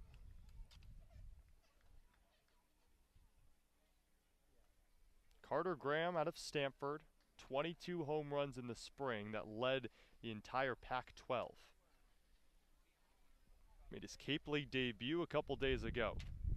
Runners at the corners, 2-1 pitch. Line right to the third baseman. Bowser makes the catch low. Wareham strands 2, but they also bring home 5. It's 7-0 Gateman over YD. We head to the bottom of the 4th, and now if Jonathan Brand is heading back out to the mound, he has a huge cushion to work with. We're through 3.5. Gateman up 7 on the Gateman Radio Network. Cape Cod Coca-Cola thanks you for supporting the Cape Cod Baseball League and for refreshing yourself with ice-cold Coca-Cola products.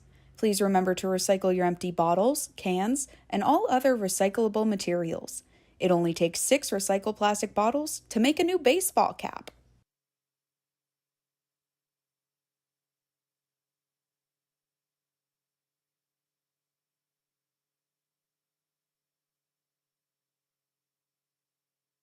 Gateman Baseball is officially sponsored by Robertson's GMC, the truck professionals. Located just 2 miles away on Cranberry Highway, Robertson's GMC, we are professional grade, power like a pro. Whether it's life insurance to safeguard your loved ones, an umbrella policy to protect your teen driver, or making sure your home is covered from storm damage, Rogers Gray is there to guide you. Insurance is more than just a box to check. Trust Rogers Gray, a proud sponsor of the Cape Cod Baseball League.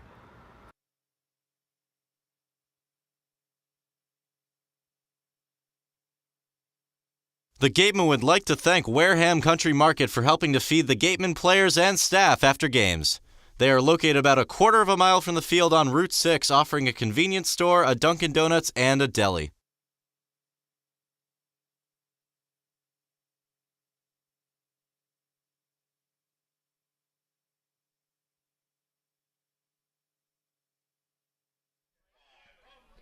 We're finally in the bottom of the 4th. 3 pitchers, 5 runs, and 10 batters later. Jonathan Brand, after, well, he could read through every section of the newspaper in the dugout, maybe bite off all his fingernails, and is out for his 4th inning of work with a 7-run cushion. Brand heading to Auburn in the fall delivers the opening pitch of the home half of the 4th inning.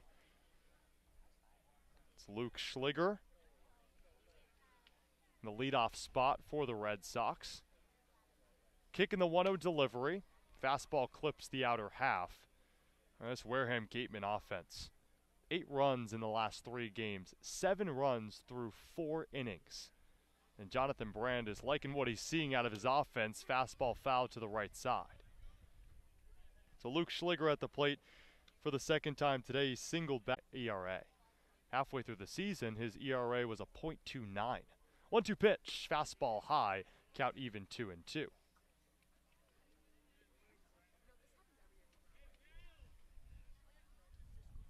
Righty on lefty, 2 balls, 2 strikes the count. The pitch, fouled back, we'll do it again. Luke Schliger, a .226 batter entering this game. He nabbed his 8th hit on the summer, back in the first inning. Only hit allowed, Jonathan Brand. 2-2, pitch low, count full. Jonathan Brand has given up a single, 5 groundouts, he struck out 3. Works the payoff out of the windup, the pitch. Breaking ball called, strike 3. Oh, Jonathan Brand is on his A game. He's faced the minimum through 3 1/3 and sends Luke Schliger down looking. He just looks phenomenal tonight. It's a good thing that he's out there when the offense has been so potent. If they hadn't been, I don't think it would have mattered, but now he might be able to venture further into this game, knowing that he has such a large cushion. First pitch to Carrig, fastball right down the pipe, count 0-1. Jonathan Brand, he's replicating his outing that he had second day of the season when he looked unbelievable. Only 1 hit, struck out 3, 0-1 pitch, grounded foul to the right side. And it should be noted that that first start was in a regular 9-inning game. This is his first start since then, and he hasn't been pitching in a doubleheader. Yeah, pitched in a doubleheader against Chatham as well as Harwich. Those are the 2 doubleheaders at Wareham will play this season, barring any inclement weather that pushes a 9-inning game back to a doubleheader. 0-2 to Cole Carrig, elevated fastball, ball 1. Cole Carrig out of San Diego State University, a rising junior. Yeah, I wonder if that changes your mindset when it's only a 7-inning game versus a 9 as a starter. It might, but I feel like it's more about the feel on the bump, and right now Jonathan Brand is feeling good. 1-2, dribbled to the left side, foul.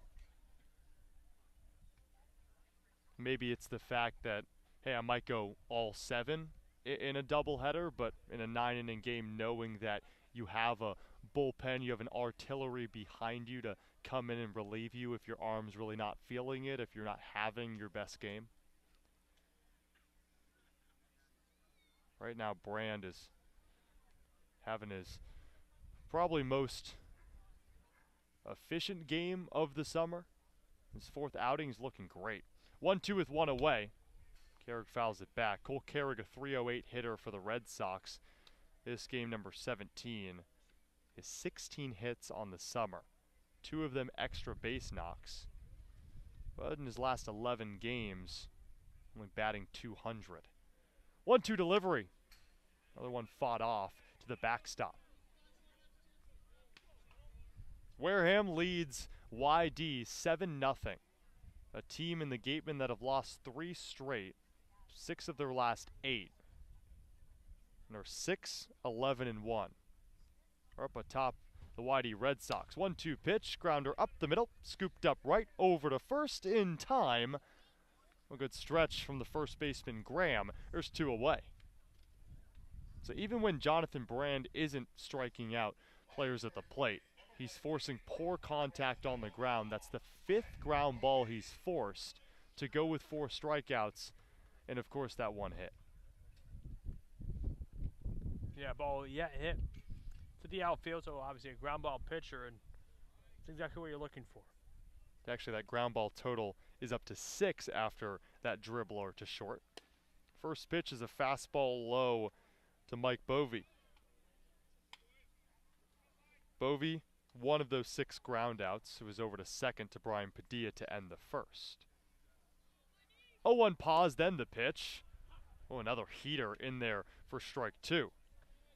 Jonathan Brand is keeping the pitch count low. He's delivering in the spots he wants. He's nursing a 7-0 lead. Only giving up 1 hit. The 0-2 delivery. Chased on, fouled back. To a player in Mike Bovey that was originally slated to bat cleanup, but then after a late scratch was moved up to the 3 hole out of the University of Omaha, Nebraska. It's righty on lefty. With 2 away. 0-2 pitch. Fastball popped up. Ranging in, Jack Hausinger. Moving back, Blake Wright, he dropped it. Stopping at first after rounding about a quarter of the way was Mike Bovey. He'll head back to first. It was probably Hausinger's ball, but couldn't locate it, so Blake Wright tracked it back from his post at the shortstop position, dropped it off of his glove. That'll be an error on the shortstop, so still only 1 hit given up by Jonathan Brand, but it's no longer faced the minimum. That's a tough play.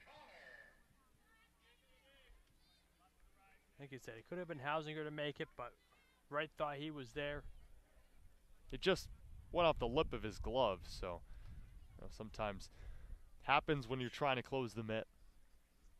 2 away in the bottom of the 4th, a 7-0 Gateman lead. The second base runner on for YD. First pitch showing bunt is Caden Connor. An elevated fastball misses way above his bat. Count 1-0.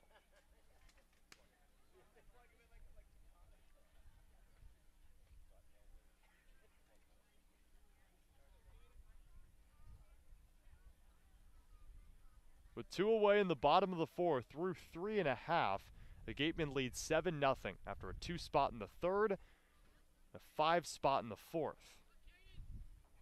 Lefty up and Caden Connor with 1 on and 2 away.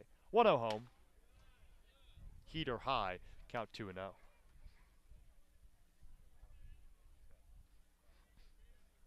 Jonathan Brand is able to record this out.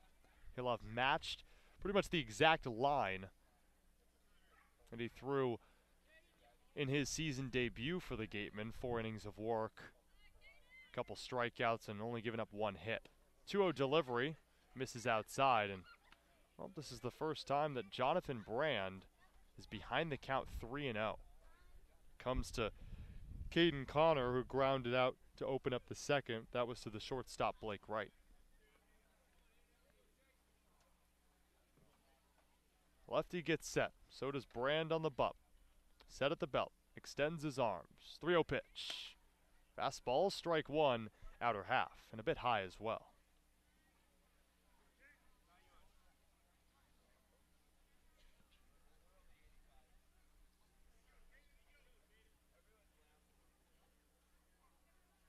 A YD offense that has consistently batted above .230 in the last week and a half. Right now they're struggling. 3-1, big hack and a miss on an off-speed from Brand.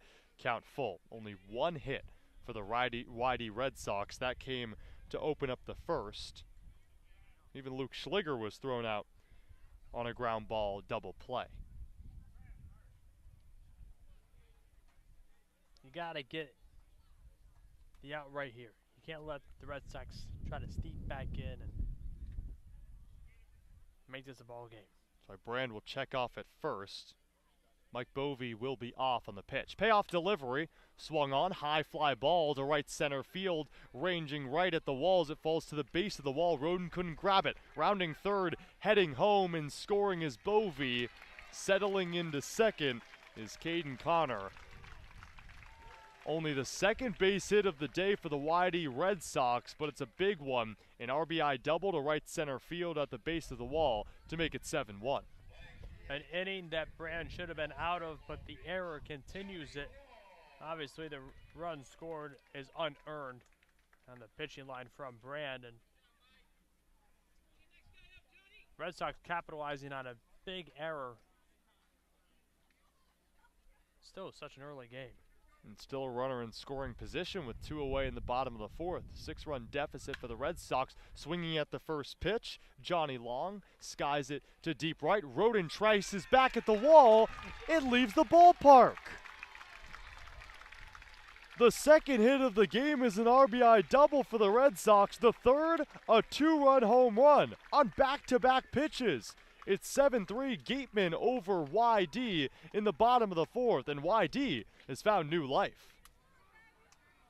A costly error continues this inning.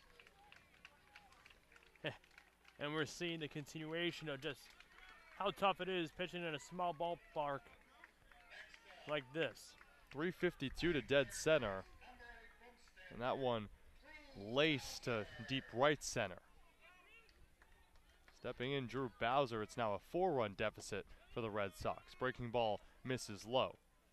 Jonathan Brand.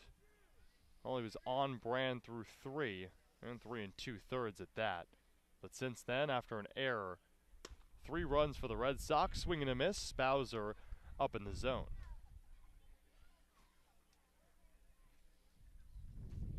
Already seen 3 home runs today. 2 by the Gateman, 1 for the Red Sox. 1-1 pitch. Just outside.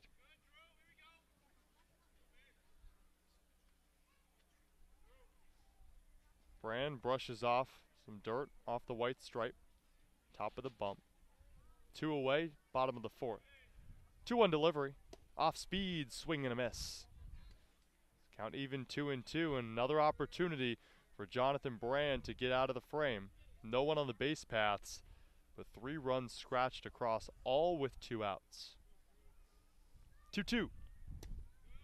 Another miss, low and outside. Yeah, like I said earlier, when it was a 7-0 lead, now it's a 7-3 ball game, and this team just 2 bloops and a blast away from being right back into this game. After an error by the shortstop Blake Wright, unable to corral a fly ball. A double, a home run, and then that breaking ball misses low, and a walk issued by Jonathan Brand, his first of the night. That'll bring Eddie Marco out of the dugout, the pitching coach for the Wareham Gatemen. You expected this to come, Alex, knowing that Jonathan Brand was so stout through 3 2/3. Couple pitches later, he's given up 3 runs and now his first walk. Yeah, all unearned runs, by the way. Again, it was an error by the shortstop Wright that should have been out number 3, wasn't. Now 3 runs have scored. And now it's 7-3 Gateman over the Red Sox. YD with 3 hits, Wareham with 5. The Gateman capitalized on a 2-run homer in the top of the 3rd, then a 5 spot in the 4th, courtesy of a plethora of walks, a solo shot from Ryan Campos, an RBI single from Hogan Windish, a 2 RBI base knock from Max Anderson, and it looked all in well for the Gatemen until the bottom of the 4th. For Jonathan Brand retired Schliger and Carrig. An error on Mike Bovey. He popped it up and Blake Wright couldn't corral it. RBI double, 2-run home run, a walk brings up Hunter Haas. Jonathan Brand still on the mound. Fastball delivered right by the swinging Haas. Count 0-1. And after there was inclement weather in the forecast, it's looking very nice here at Red Wilson Field. Scattered clouds. A little bit of wind blowing off the trees in the outfield. 0-1 pitch. Line to left center, ranging to his right, making the grab. Hogan Windish. He drifted over to his right side, and that finally ends the frame, but not before YD gets on the board. A 3 spot in the bottom of the 4th, courtesy of a pair of extra base hits. Through 4, it's 7-3. Wareham still in the lead. We head to the top of the 5th on the Gateman Radio Network. Need physical therapy? Select Physical Therapy works directly with you and your physician to create a plan of care that meets your goals and needs, with 6 locations on Cape Cod and more across the country. Select Physical Therapy is the official provider of athletic training for the Wareham Gatemen.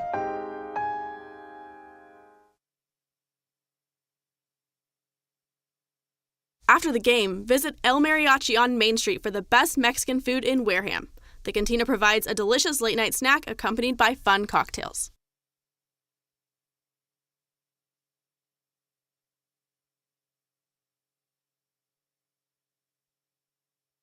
Looking for a turnkey rental experience on the Cape? Gibson Sotheby's International Realty has a dedicated team of rental professionals ready to provide homeowners and guests with exceptional service. For Cape Cod rentals, nothing compares. Each office is independently owned and operated. Sotheby's International Realty is a registered trademark.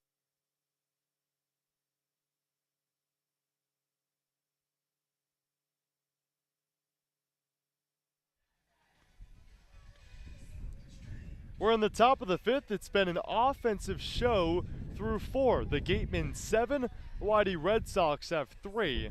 It's Matthew Cavanaugh on the mound after coming out of the bullpen, the third arm for the Whitey Red Sox. All 3 saw action in the 4th, and that was the breakout inning for the Wareham Gatemen, a 5 spot in the top half of the 4th to make it 7-3. Alongside Alex Feuz, I'm Cameron Ezeir. The lefty Matthew Cavanaugh on the mound as he fixes his long flowing blonde lettuce that is ranging out of his bright red hat. YD rocking the all whites, Red Sox in across the chest in the all red. For the Wareham Gatemen, the road dark blues with cranberry colors and white trims. As Cavanaugh delivers to Ryan Campos to open up the 5th. The kick, the delivery, off speed high. You know, Cam, while I'm on my soapbox here, obviously it's not you. Everyone uses the term lettuce. But what a terrible term to describe hair. Oh, I I don't like get it. I hate it. Awful. Well, flowing blonde hair that is eerily similar to that of Noah Syndergaard. Is that better? Yeah, again, it's not you. Who wants to eat hair? 1-0. Some people don't even like lettuce. I don't think that's the notion, but I understand where you're coming from. I just don't get it. I think it's because it flows out of the head of lettuce. So Like a vegetable? yeah. All right. It flows out of the hat. It's like the hat is on the head of the lettuce, and then the flowing parts of the lettuce is the hair ranging out. Awful. 1-1 to the lefty Campos, swing and a miss. Count 2-1. Ryan Campos a ground out in the 2nd. Had a loud RBI in the 4th, a home run solo shot to right. That made it 3-0 Gateman. They've extended their lead. It's 7-3. Bending at the knees is Matthew Cavanaugh. Almost a flat back as he now gets back up in his stance with no outs in the top of the 5th. Lefty on lefty. 1 ball, 2 strikes the count. Here's the 2-strike pitch home. Swing and a miss in the dirt. Dropped by the catcher Schliger over to first, and it hit off Ryan Campos. Home plate umpire calls Campos safe. Ryan Campos raced down the first base line. He was well in the base path. And the catcher, the catcher Schliger threw it right at his back. So his kickball, he would have been out. That's not how baseball works. Yep, but instead, Campos well in his right. He wasn't on the infield grass or even in foul territory. He just raced down that dirt area over to first, and he's safe. First pitch to the righty, Brian Padilla. Well, Matthew Cavanaugh will check on Campos at first.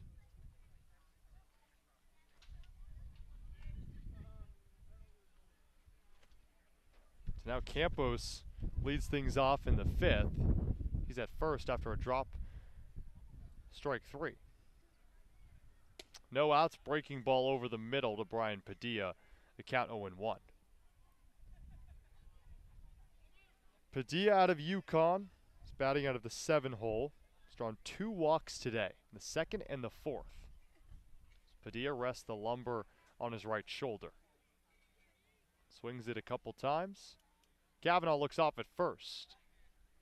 0-1 is thrown over to first to check on the runner Campos. Jared Lyons, the starter for YD, will give you his final line in a bit. He was the one that picked off Brian Padilla after he reached on his first walk. Final line on Lyons, 3 1/3, 3 hits, 4 runs, all earned, 3 walks, and 3 strikeouts. He faced 16 batters. 0-1 fouled off by Padilla. Campos halfway to second will head back to first. For a player in Jared Lyons that entered 15 scoreless innings in his first 3 outings, he'd gone back-to-back starts where he went 6 strong and didn't give up an earned run, and only 4 combined hits. Today, just not his day. The Wareham Bats finally woke up during the past 3 games, batting only .192. All 3 of those turned into losses, but Gateman in front 7-3. Cavanaugh looks off at first. Throws it over that way, and the 3rd time he's checked on Ryan Campos. This plate appearance for Brian Padilla. Beautiful day at Red Wilson Field, which wasn't in the forecast entering today. It was actually all lightning in the forecast, but instead, scattered clouds. Sun has come out to play. 0-2 fouled back off the plate. A great day for baseball as fans have come out in herds here at YD, not just in the bleachers behind home plate, but to the right of the third base dugout, to the left of the first base dugout, and even ranging down the lines. Get to see some early fireworks shows. Already 3 home runs combined in this game and just through 4 innings. Yeah, 4th of July coming a couple days early. Kavanaugh readies the 0-2 pitch. Fastball popped up, ranging into foul ground, drifting left Bovee near the dugout. It'll fall out of play. So that's another thing. Why do you just put your hands above your head? Well, you don't want to get hit by the baseball. Yeah, but then you get hit by the baseball on your hands. It's better than if it hits your head. Bit of protection. Move. Get out of the way. You can move, but a lot of these people are in chairs, and they wouldn't want to get up and try to run away from their lawn chairs. They're comfortable. Saw a fan at Katuitt almost get hit. He didn't get out of his chair, but it fell in front of him and covered his head up with his hands. He was good at the end. Kavanaugh readies the 0-2. Here's the pitch. Breaking ball misses high and outside. Anything to avoid a doctor's visit, I'm moving. Well, luckily for you, we have a tent above us, so if the ball comes this way, unless the tarping on this tent just chooses to fly away and it falls right in your head, I think we'll be fine. Right behind the fence as well. I'll move away if it does. 1 ball, 2 strikes the count. Here's the pitch. Fastball, skied to center. Moving in, Carrig. He makes the catch. Ooh, that one spelled trouble. Both the shortstop, Hunter Haas, second baseman, Pass Ferreras, they ranged back as well. A converging Bermuda triangle. It was Carrig that eventually made the catch, and we already saw one of those plays that was dire for the Red Sox, one that fell right between the shortstop and the left fielder on a base hit just an inning ago. But that time Carrig able to make the grab. That was almost trouble with the capital T. So what would be trouble with a lowercase t? Well, just something that rhymes with pool. Oh. What? Now you're confusing me. First with the hands on the head. Yes, it went over my head. I'll get the joke later. 1 away with 1 on. Pitch to Blake Wright. Fastball high. You have to explain it to me now. The Music Man. The song. Don't know exactly what that Anyways. is. Trouble with capital T that rhymes with pool. I'm not a play enthusiast as you are. I'm a music guy, but not a play enthusiast. The count's 1-0. Matthew Kavanaugh takes a deep breath, throws it over to first. The 4th time he's checked on Ryan Campos. It's a 60s musical. Oh, wow, yeah, you're way past my time. Starred Or Robert way before Preston. my time. Robert Preston, just a phenomenal actor and singer, started The Music Man. I would say I'd check it out, but like I said, not really into musicals. Kavanaugh readies the 1-0 at the belt. Here's a toss home. Fastball, chopped slowly to short, corralled over to first. Great play, Haas over to Bovee. Campos advances to second. There's 2 down in the top of the 5th. Gateman still leads 7-3 and have another runner in scoring position. And Alex, one thing this Gateman team is doing really good job at is not leaving guys on base. Yes, the home runs are to thank for that, and they did leave 2 on in the past offensive frame. But in the last 3 games, the Gatemen have stranded 27 total on base, and that's led to a bit of a demise with losing 3 straight. But so far, so good for the Gatemen. For runner at second for Peter Burns. Burns 0 for 1 on the day with a walk. Back in the 4th, he was one of 4 players to walk in the 4th.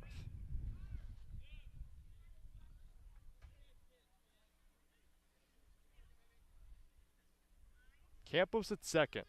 A couple strides off the bag. Shadows peering in the left side of the infield. Entire outfield is sun-kissed. 2 away, top of the 5th. 1-0 pitch. Fastball high. Campos thought about going there. Ryan Campos does have a stolen bag on the season, but it is a Gateman team that doesn't steal a lot of bases. With Bowser playing it, almost looking for a bunt from Burns. Wouldn't make much sense with 2 away. But if Campos can advance, he'd be 90 feet closer to home plate. Kavanaugh, 2-0 pitch. Fastball down the pipe. Count 2-1.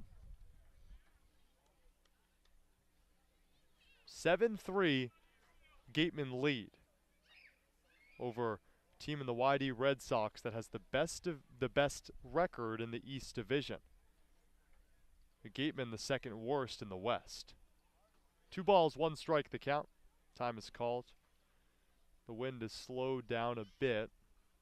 Beginning of this game, it was heavily blowing to the outfield.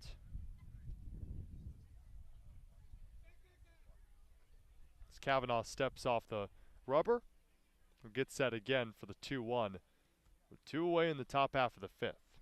To go back to the Music Man for a second, Shirley Jones, co-star, part of the Partridge Family. I don't know who Shirley Jones is. I might be missing out on just a completely interesting era that I haven't delved into. 2-1 pitch. Off speed. Caught the outer part of the strike zone, much to the chagrin of Peter Burns, who let out an audible ooh. He said the 60s. I think that if it's before the 90s, it's out of my range. But hey, we got an entire summer, just as these 2 teams do, to maybe turn that around. We'll watch it tonight. 2 balls, 2 strikes the count. Runner at second, time called. The Gateman offense mustered together 5 hits. Scored 7 runs. Runner at second, Campos, 2 away. Kavanaugh deals the 2-2. Breaking ball, line to right, foul.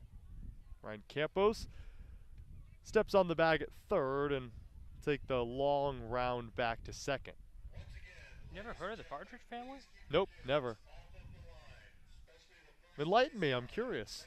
Now that you've said it, maybe some of our listeners have, but no, I'm not that knowledgeable for early time, whether it be musicals or even artists, musicians, whatever it may be. The home plate umpire is telling some of the fans to move over to the right, down the right field line. So an interesting part about this ballpark is past the dugouts, there's no barriers that block off the fans from the field. I'll play you the theme song. You've definitely heard of the theme song. Yeah, maybe after this. Kavanaugh readies at the letters, 2-2 pitch. Fastball inside. Count moves full. You talk about the 3-2 counts and just the long at-bats forced by the Wareham Gateman. It's picked up over time, and it's been a long last couple frames. 2 runs in the 3rd, 5 in the 4th. The runner at second, no run scratched across in the 5th. Payoff pitch, the Gateman threatening. The delivery. Fastball on the ground to first. Scooped up Bovey, takes it himself over to the first base bag. Gateman strand a runner in scoring position, but still lead 7-3 through 4.5. We head to the bottom of the 5th. Waddy's offense back on the field. You're on the Gateman Radio Network. As a proud sponsor of the Cape Cod Baseball League, the Mass State Lottery is celebrating the games we love playing, from the baseball diamond to the mini lottery games that help support all 351 cities and towns across the Commonwealth. So here's to 50 years of winning and 50 more.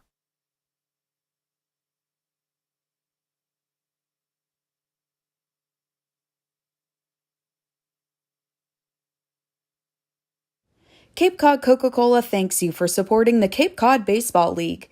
Cape Cod Coca-Cola has been proudly refreshing the community for over 30 years, and we're honored to support the CCBL and many other wonderful organizations on the Cape.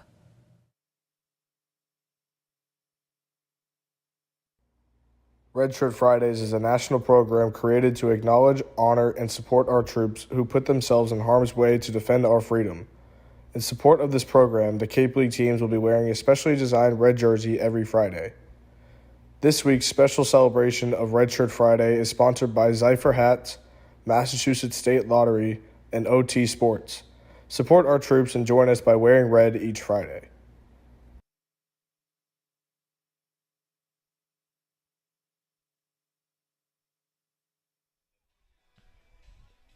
It's the bottom of the fifth at Red Wilson Field in South Yarmouth, Massachusetts. Alongside Alex Feuz, I'm Cameron Ezeir on the Gateman Radio Network. The 6-11-1 Wareham Gateman that sit fourth in the West Division are leading the 11-5-2 YD Red Sox that are atop the East Division 7-3. Although Wareham has only scratched across 5 hits, 7 runs to show for it.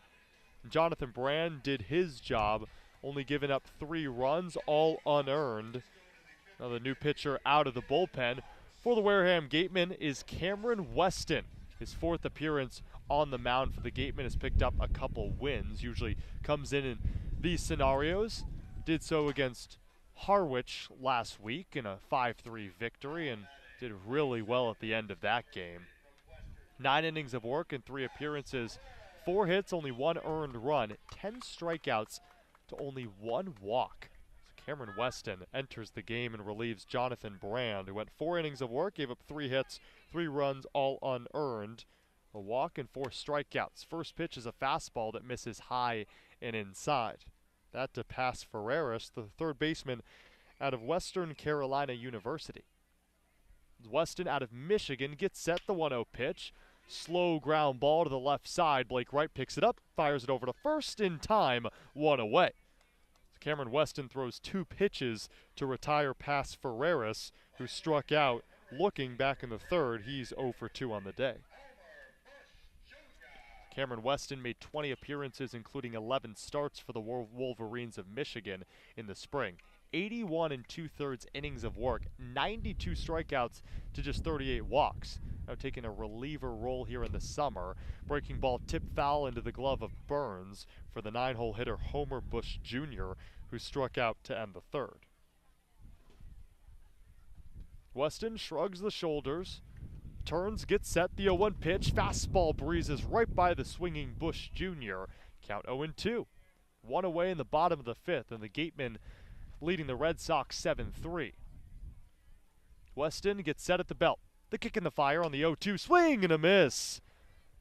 5 pitches for Cameron Weston. He retires the first 2 batters here in the 5th. And that one by way of the K, his first strikeout of the night. Well, I'm looking at the final line for Jonathan Brand. 4 innings, 3 hits, 3 runs, 2 earned, though, officially 1 walk and 4 Ks. I think that's a mistake because the error would have been out number 3, and then the home run that later on scored after. It doesn't make complete sense. That's a mistake. Well, either way, Brand exits with a 7-3 lead. Weston delivers a pitch. It's a strike on the inner half. Yeah, because that error from Blake Wright should have wiped off any opportunity of an earned run to follow after that.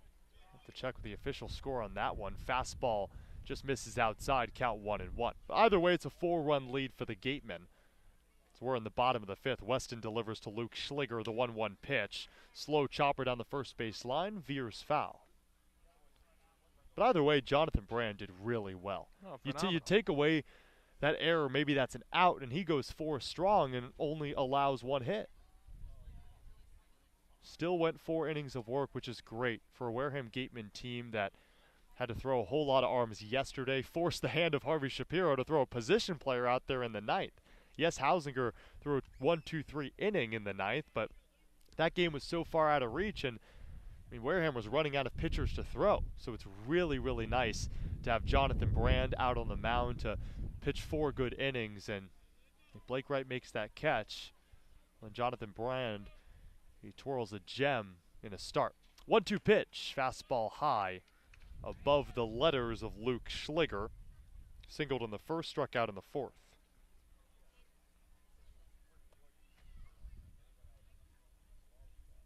Weston gets set at the belt, turns and deals the 2-2 pitch. Another fastball heater misses up and outside. After throwing 5 pitches to retire the first 2 batters of the 5th, 5 pitches over to Luke Schliger, and it counts 3-2. Here's the 6th. Breaking ball just misses low. Schliger will take first, and he's on the bases for the second time today. A rare walk by Weston, just his second walk in 9 2/3 this summer. He's played so well this summer out of the bullpen, only giving up 1 earned run in 9 innings of work for a bullpen staff that actually holds a lower ERA compared to the starters, which wasn't the case through the first week of the season. Bullpen's really picked it up. Here's the pitch. Fastball, swing and a miss. Cole Carrig takes a big cut at a fastball low. Count 0-1. Carrig out of San Diego State. He grounded into a double play in the first and then grounded out in the 4th. As Cameron Weston gets set, dangles his right arm past his front knee, now draws it back to the belt. The runner at first, 2 away, the 0-1. Off speed, clips the outside corner. Cole Carrig didn't think so. He'll walk out of the batter's box, give himself a second. Cameron Weston out of Michigan. The Wolverine up against the Aztec of Carrig, playing right field. Righty on lefty. Runner at first is Luke Schliger, who drew the second walk issued by his Wareham pitching staff. Weston checks above his shoulder, the 0-2 pitch, way high on a fastball.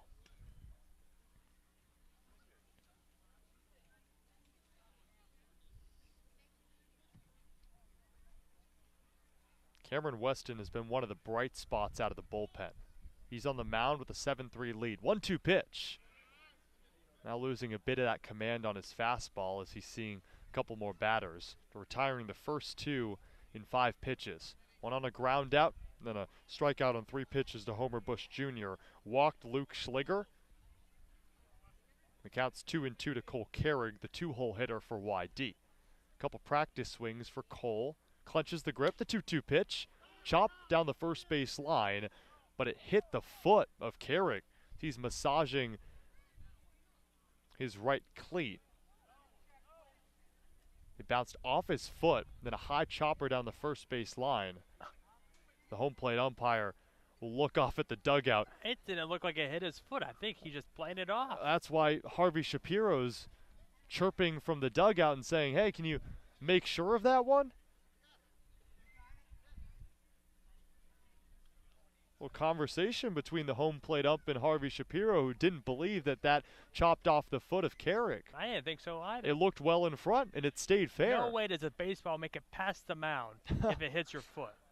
Well, we'll do the 2-2 over again anyway with the runner at first. Here's the pitch. Breaking ball popped up into foul grounds. Anderson drifts to his right, makes the catch, so it won't matter anyway. The Red Sox strand 1 on the base paths, and Cameron Weston faces 4. Retires the side. We head to the top of the 6th. The Gateman still nursing a 7-3 advantage. We'll be back for more Wareham Gateman baseball on the Gateman Radio Network. We want our money to work as hard for us when we retire as we did working to accumulate it. My name is Steve Anzoni, and I am president of Fairway Financial Insurance Agency. Money is just a tool to help you to do what you ultimately want to do, which is to travel, spend time with your kids, grandkids, and do other stuff. And I want to be the guy that's going to help you navigate the course of life, to help you avoid those sand traps and get you onto the green and into the hole with greater financial confidence.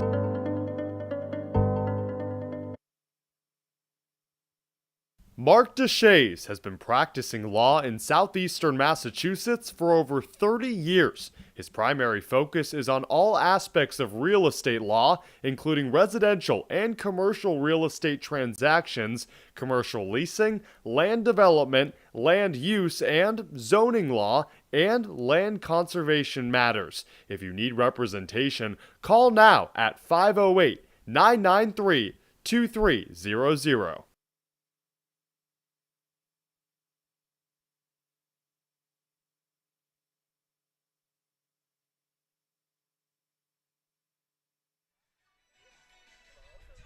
To the top of the 6th we go at Red Wilson Field. Starting to get a bit dark here in South Yarmouth, Massachusetts. Alongside Alex Feuz, I'm Cameron Ezeir. Again, we told you at the beginning of this game, around 7:15, the forecast read inclement weather possible rain and lightning. But so far it's been a beautiful day, but starting to die down.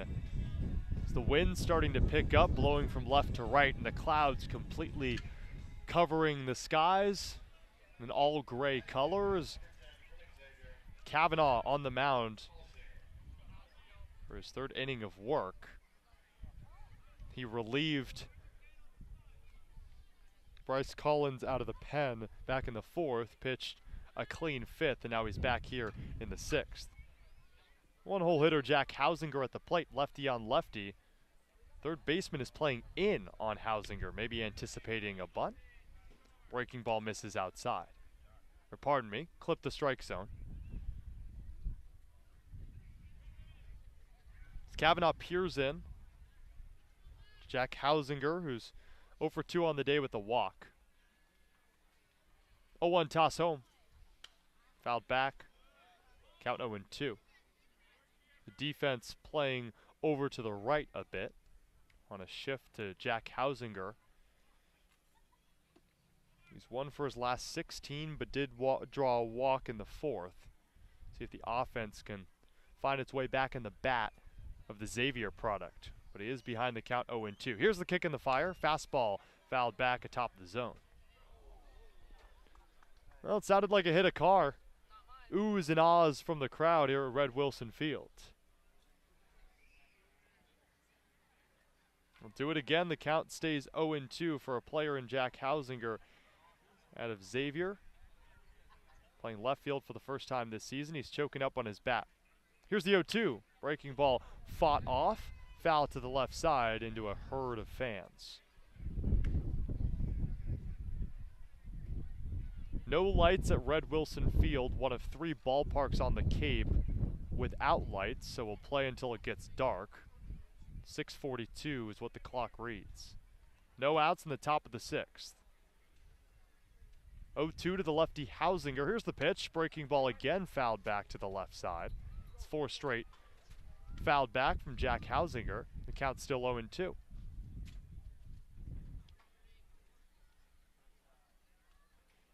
Matthew Kavanaugh doing a really good job in the 5th, responding after YD had to throw across 3 pitchers in the 4th and surrender 5 runs. 7-3 Gateman, no outs in the top of the 6th. Here's the 0-2 for the 4th time. The delivery, breaking ball outside. The patience of Jack Hausinger showing. 11 walks on the season. It's tied for second on this team. Him and Blake right at the top of that mark. 1 ball, 2 strikes the count. Set at the belt, Kavanaugh. Turns, deals. Fastball high. One thing that I've mentioned often is, you know, the strike zone will vary due to who's the home plate umpire, but also for a guy in Jack Hausinger that doesn't stand that tall, only at 5'9", so follows him as maybe a lower strike zone. 2-2 pitch. It hits Jack Hausinger. And Hausinger doubles over in pain near the plate. Turned away from it and hit his upper back. Harvey Shapiro makes his way as the third base coach. Walks to home plate. Hausinger hops up to his feet. We hope he's okay.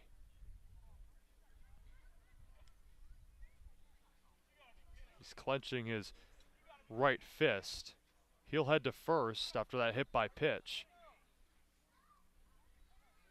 The umpiring crew will converge and get together. The home plate umpire says that it didn't hit him. Are you kidding? I mean, if that didn't hit him, then something is wrong, really, really wrong with my eyes, because that ball caromed off his back and bounced in the air. It was almost like a boomerang. Clearly hit him. He doubled over in pain, and if that isn't an indicator, then I don't know what is. I think the call will send Hausinger to first at will. I don't know what the long deliberation was for, but Hausinger heads over to first, and he'll take the bag. There won't be a pinch runner, so seems to be okay. Interesting that there was any deliberation. It hit his upper back as he turned, and the fans applaud Hausinger as he leaps up to his feet. trots over to first under his own power. Leadoff runner on for the Gateman in the top of the 6th for Hogan Windish. Now the home plate ump is talking with Scott Pickler over there in the YD dugout. I just don't know what all this deliberation's about. It hit Jack Hausinger. Well, either way, he takes first and a couple strides off the bag in the wallowing wind here at Red Wilson Field. Hogan Windish stands in. He's 2 for 3 today with 3 RBIs. Home run and a single in his last 2 ABs. First pitch off speed low.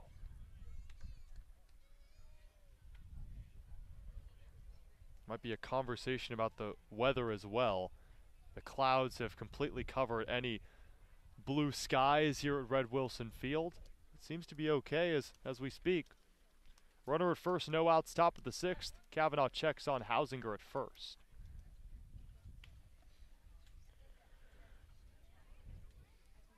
Windish, one of the 2 home run hitters. Him and Campos have both left the yard today. He did so back in the 3rd to open up the scoring. Kavanaugh sets at the waist, the 1-0 delivery. Fastball, smoke to right. It'll fall for a base hit. The 3rd for Hogan Windish. Advancing to 2nd is Jack Hausinger. Have yourself a day, Hogan Windish. After striking out in the 1st, he's followed it up with a 2-run homer, an RBI single, and now another single here in the 6th. One player that just hasn't slowed down. Entered today, leading the Gateman in hits, and has only grown that margin. The satisfaction of a high batting average is what drives the home runs. Entered with the 2nd highest on the team. Roden fouls it off, and that's taken into account that Brian Padilla only has 15 at-bats, while Hogan Windish has taken over 50. Alan Roden at the plate, the lefty. Walked in the 1st, hit by a pitch in the 3rd, grounded into a fielder's choice in the 4th. Was stranded at 3rd, back in the 4th, but it was a 5-spot put up by the Gateman. They lead 7-3. With 2 on and no outs, Kavanaugh gets set at the letters, the kick in the 0-1. Fastball, called for strike 2, leaping up. Luke Schliger hopped out of his stance and looked off at Hausinger at 2nd. The Xavier product retreats to the back. Roden 0 for 1 with a walk on tonight. 2 on, there's a runner in scoring position at 2nd, and Jack Hausinger, after he's hit by a pitch, Hogan Windish's 3rd hit of the day, 2nd single, he's at first. Kavanaugh readies the 0-2. Here's the pitch home. Fastball. Slow grounder to the left side, backhanded from the shortstop, which doesn't allow it to get into the outfield, so Hunter Haas saves a run, but he was shifted over to the right side and had to range far to his right in order to dive on it, cover it, and force Jack Hausinger to stop at 3rd, but that's a base hit for Alan Roden, his 1st of the day. Bases back to loaded and nobody out. It's a good sign for the Wareham Gateman. Gateman trying to answer back to the 3 runs that were scored in the bottom of the 4th that have yet to been answered by this Gateman offense. All 3 eligible are on the base paths for Max Anderson. Had his first home run of the season earlier this week against Katuitt. First pitch from Kavanaugh to the line, breaking ball, strike 1 on the outer half. The corners are in for the Red Sox. They've already gotten a base runner coming home off a fielder's choice from Alan Roden. That was back in the 4th. They got the lead runner, did the first baseman, Mike Bovey. There's no outs in the top of the 6th. Now they're bringing the whole infield in. 0-1. Breaking ball just misses low to Max Anderson. Which really should have been the case to start.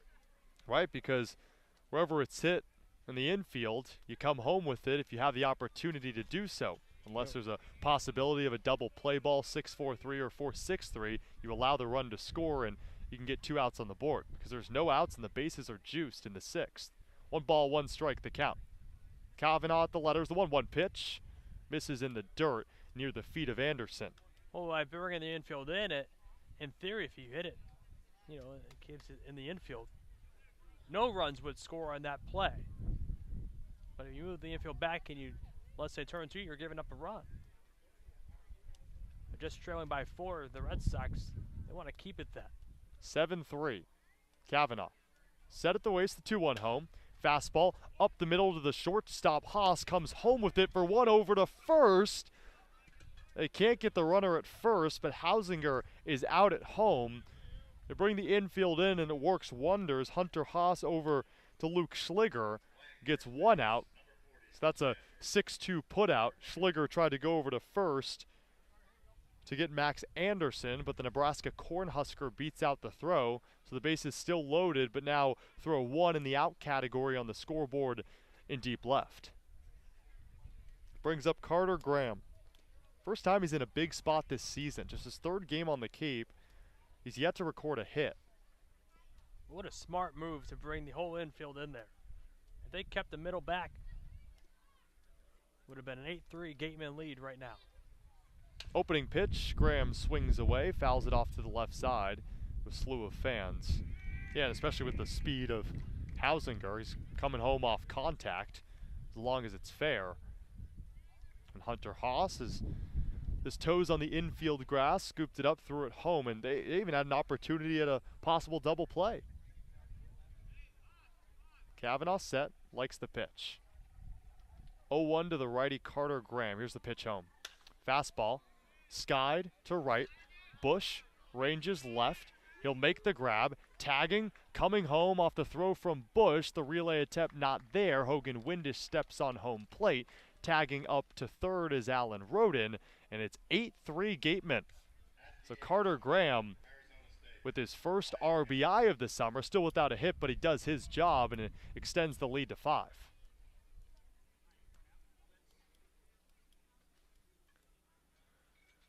Big run scored there by the Gateman. Still 2 unanswered, though, on that board. Runners at first and third. Roden's at third, Anderson is at first. For Ryan Campos, Luke Schliger behind the dish will change the sign. For a player in Matthew Kavanaugh, plays D2 baseball, entered in the 4th, was able to get YD out of an apparent jam. Pitched a clean 5th. He's given up 1 run here in the 6th after the Gateman loaded the bases with no outs. Still an opportunity for Campos, who had a homer earlier in this game. First pitch swinging, high chopper down the first base line. It'll veer foul, and luckily for Ryan Campos, it took an odd hop into foul territory because Mike Bovey charged in. If that landed fair, he would have picked it up and tagged Campos in his tracks. Ryan Campos grounded out in the 2nd. He homered in the 4th, reached on a drop, strike 3 in the 5th. Brian Padilla will take his post in the on-deck circle. 2 on, 2 away, top of the 6th, 8-3 Gateman at Red Wilson Field. Kavanaugh readies the 0-1. Here's the pitch. Breaking ball. Ooh, just a bit low. Counts even 1-1. This is a bullpen for the Whitey Red Sox. For the first 18 games, 64 1/3 innings of work. He only surrendered 6 earned runs. Well, the bullpen struggled in the 4th, but Matthew Kavanaugh's done a good job at least keeping Wareham at bay after Jared Lyons had his worst start of the summer. Runners at the corners, 2 away. Kavanaugh the 1-1. Fastball popped up, foul ground out of play. Count 1-2. The player in Ryan Campos is a redshirt freshman, led the Arizona State Sun Devils in batting average at .357. He's come to the Cape, and you thought with a 3-catcher rotation that was dwindled down to 2 after the departure of Cole Elvis, okay, would it be Peter Burns, the senior, that would garner most of the starts? Well, Campos has assumed a role maybe not fit for a redshirt freshman, but he's proven himself. 1 ball, 2 strikes the count. 2 away, 2 on the pitch. Chopped foul. I think that's the most impressive part of Ryan Campos' game. He plays like a veteran, even though he's only went through one collegiate season, of course, redshirted the year before. Talent speaks and plays.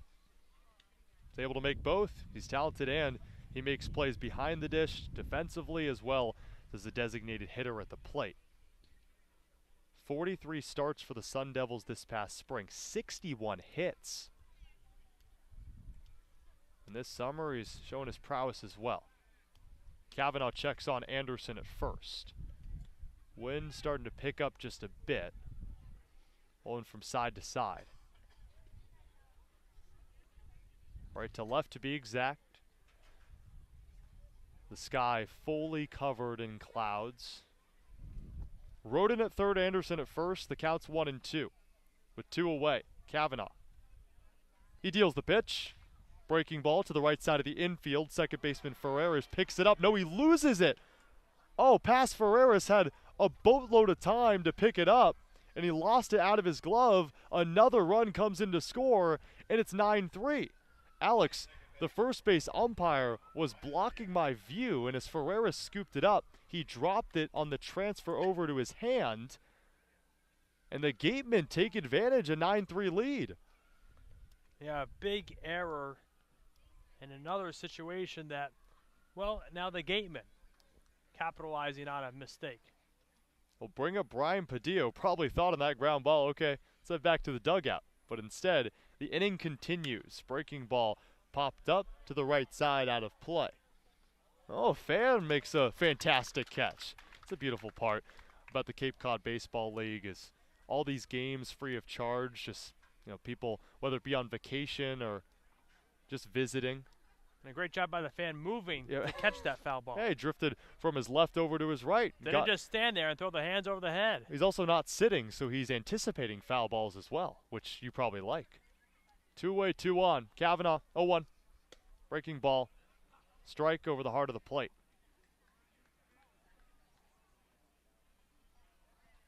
Blake right on deck. Reached base 2 out of the 3 times. Well, so is Brian Padilla with 2 walks. His bottom of the order is doing well. That's what's key. That's how you win games. 2 on, 2 away. Kavanaugh deals the 0-2. Fastball upstairs, swing and a miss. Brian Padilla goes down swinging, and as the sound effect looms in the background, the pitcher nicknamed Birdman enters the dugout, but Wareham also enters the dugout with 2 scratched across in the 6th. It's 9-3 Wareham over YD through 5.5, and we enter the bottom of the 6th, and it's been all Gateman thus far. Cameron Weston will exit the dugout for his second inning of work, and we'll see what he does in the bottom of the 6th when we come back at Red Wilson Field on the Gateman Radio Network. Gibson Sotheby's International Realty is proud to sponsor the Cape Cod Baseball League, offering residential sales and vacation rentals across the Cape. We help you turn someday into right now. Each office is independently owned and operated. Sotheby's International Realty is a registered trademark.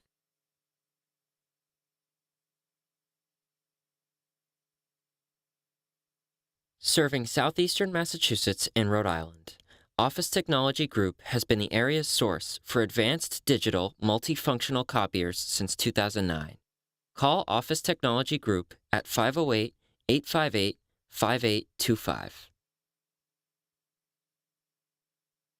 Summer is here, and we are finally back to enjoying all our favorite outdoor activities. As temperatures rise, so does the risk for unexpected injuries. South Coast Health Urgent Care Centers are open, safe, and here to provide the care you need when you need it. Our 7 locations are open 7 days a week, 8 a.m. to 8 p.m. Monday through Friday, and 9 a.m. to 5 p.m. on Saturday and Sunday. Walk-ins are welcome, and having a South Coast Health physician is not required. Visit southcoast.org/urgent care to check wait times and reserve your spot today.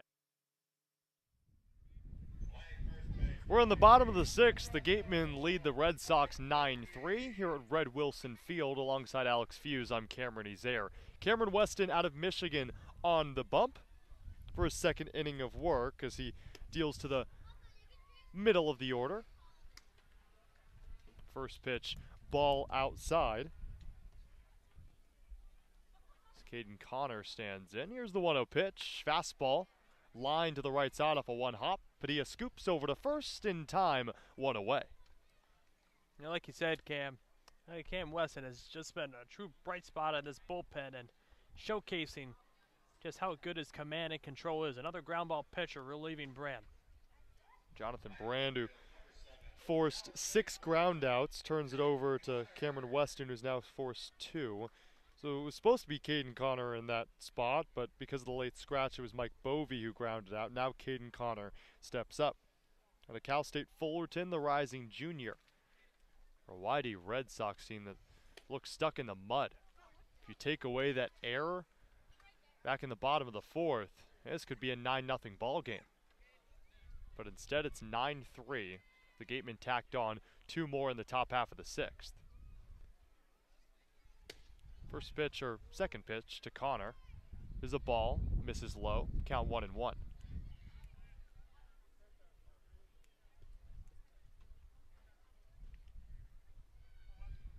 Weston set at the waist, he turns and deals the 1-1 pitch, swing and a miss. Ball dipped low, count 1-2. Caden Connor, Cal State Fullerton, from the Anaheim Hills area in California, 6'1", 200.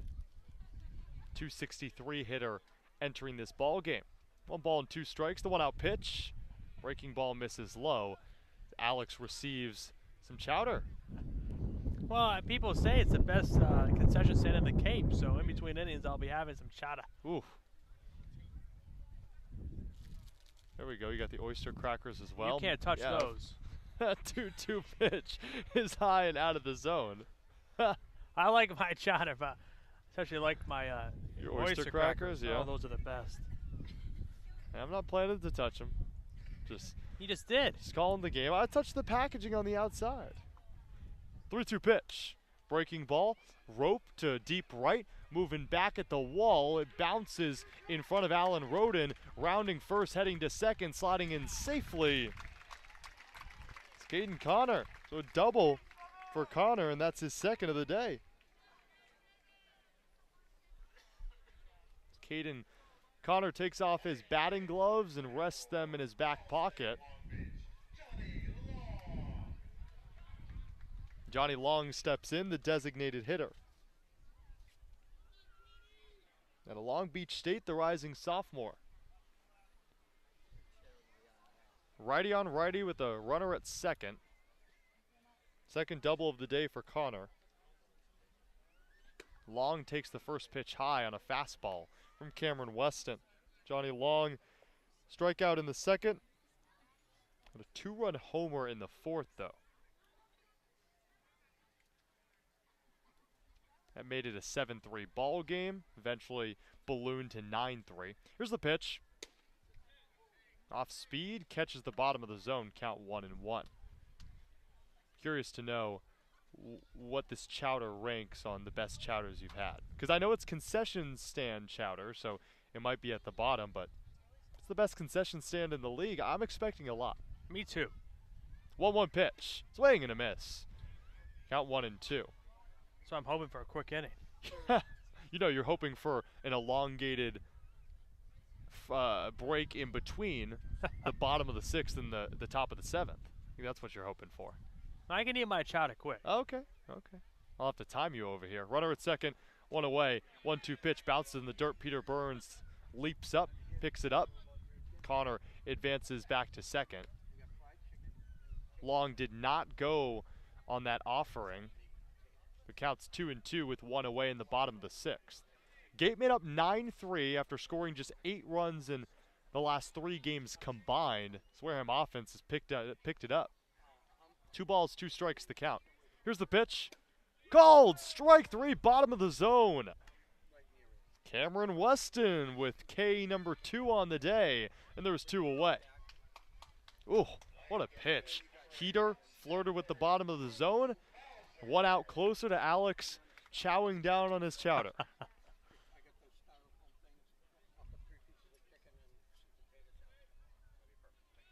Stepping in, Drew Bowser. who wasn't in the original starting lineup but entered after a late scratch. Bowser swings at the first pitch, and that's through for a base hit on the left side. Stopping at third is Caden Connor. Base hit for the Whitey Red Sox. That's number 5 on the day, but they still trail 9-3. So Drew Bowser, first base hit of the day after walking in the 4th and grounding out in the 2nd. Barrel to the ball. Put it right through the 5.5 hole on the left side between the shortstop right and the third baseman Anderson. As Peter Burns changes up the signs a bit to Cameron Weston on the mound. Michigan Wolverine entered in the 5th inning after relieving the starter Jonathan Brand of his duties. He's yet to give up a run, but the Whitey Red Sox are threatening, down by 6 with runners at the corners. First pitch in there for a fastball to Hunter Haas, who's 0 for 2 on the day.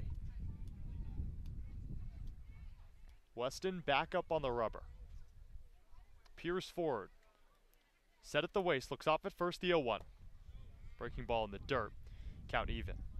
Yeah, Burnsy looking like Iron Man behind the plate. Hey, that's that veteran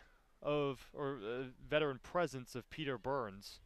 Able to leap up whenever needed if a ball bounces in the dirt and off his padding. 1-1 pitch, fastball, skied to center.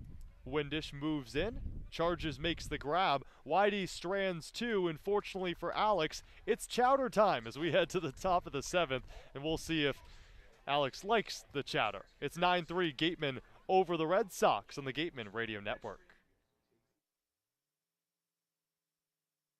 Serving southeastern Massachusetts and Rhode Island, Office Technology Group has been the area's source for advanced digital multifunctional copiers since 2009. Call Office Technology Group at 508-858-5825.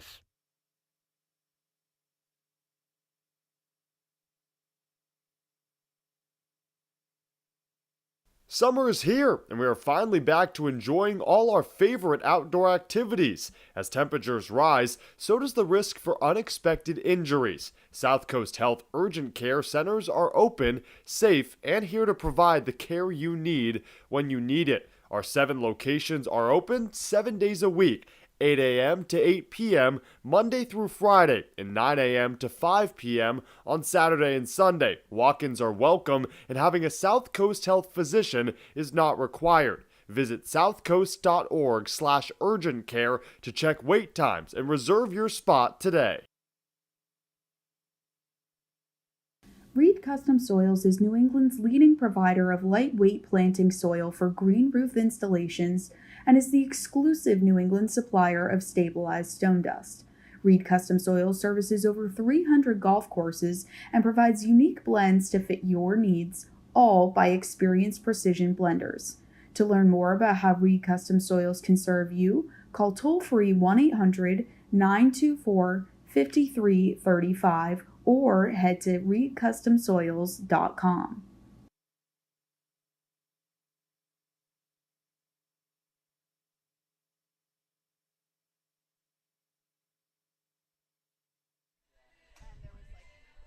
We're in the top of the 7th. The Wareham Gatemen lead the YD Red Sox 9-3 alongside Alex Feuz. I'm Cameron Ezeir. First off, Connor Thurman on the mound out of the University of San Diego. New pitcher for YD, relieving the efforts of Matthew Kavanaugh after he pitched the end of the 4th, all of the 5th and 6th. Gave up a couple earned runs in the process. And secondly, Alex, how was the chowder? I think it's the best chowder I've had since being down the gate. Wow. Is this the first chowder you've had? No. Okay. Just making sure. I think it's the 3rd or 4th. Okay. That's the best. Oh. Pretty good. Big props to the concession stand here at Red Wilson Field. 8-9-1 for the Gatemen. Thurman delivers the first pitch. It's popped up out of play. Actually over our 10. Wright is at the plate. Singled in the 3rd. He walked in the 4th. Fielder's choice ground out in the 5th. Connor Thurman out of the University of San Diego. Get this, across 99 innings of work in his collegiate career, throughout the entirety of it, he's only surrendered 5 home runs. No outs in the top of the 7th, 0-1 pitch. There's that slider, clips the inner half. So Connor Thurman, known for a sweeping slider just as Mike Walsh is for the Wareham Gateman. He's featured it a whole lot at the University of San Diego. 42 strikeouts to just 6 walks this past spring. Thurman gets ready the 0-2. Slider cracked to center, moving back, making the grab is Carrig. There's one down. Hard hit ball, but right at Carrig there in center field.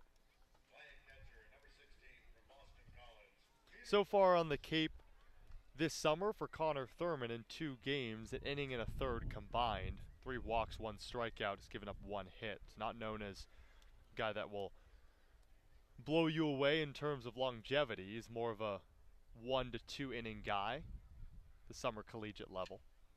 He deals to Peter Burns, the 9-hole hitter, with 1 away. Kick in the fire. Slider clips the bottom of the zone. Peter Burns is 0 for 2 on the day with the walk in the 4th. 9-3 Gateman. 2 in the 3rd, 5 in the 4th, 2 in the 6th. Now we're in the 7th. The 0-1 delivery. Fastball flirts with the outer part of the zone. Count in favor of Thurman on the bump. 0-2 from Mesa, Arizona is Connor Thurman, a rising senior.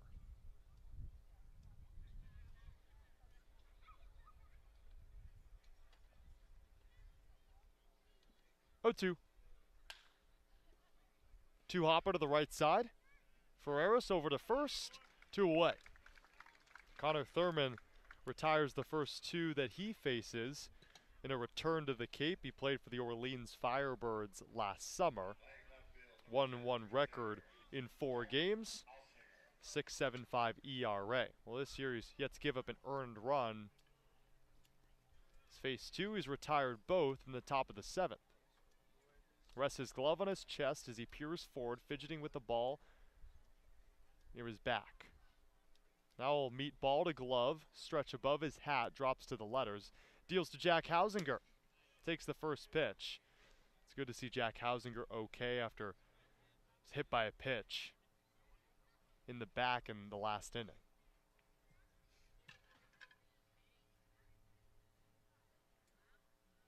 Thurman in the high socks. Red, white, and blue, the kick in the 1-0. Off speed, strike 1 on the outer half.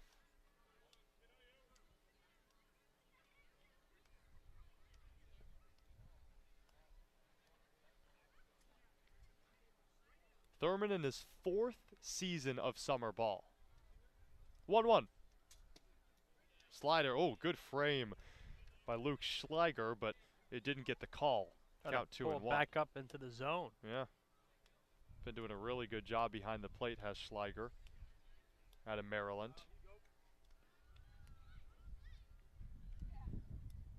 Two balls, 1 strike. No one on the base paths, 2 away the pitch. Hausinger reaches down, flies that one foul to the right side. So I mentioned the 4 years of summer ball for Connor Thurman to go along with his 3 years at the University of San Diego. Played in the West Coast League in 2019, the San Diego League in 2020, and then back-to-back years in the Cape.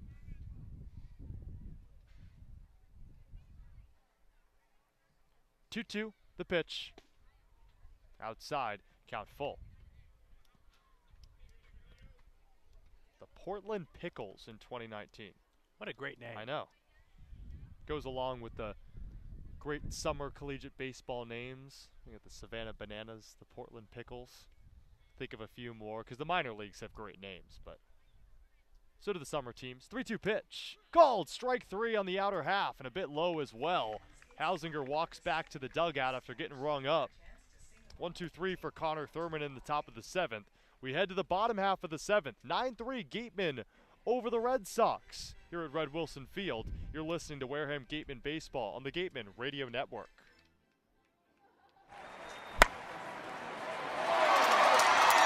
What's up, Gateman fans? Looking for Wareham jerseys, shirts, and hats? You can find all of that and more online at gateman.org/shop. Visit to get all your Gateman gear today.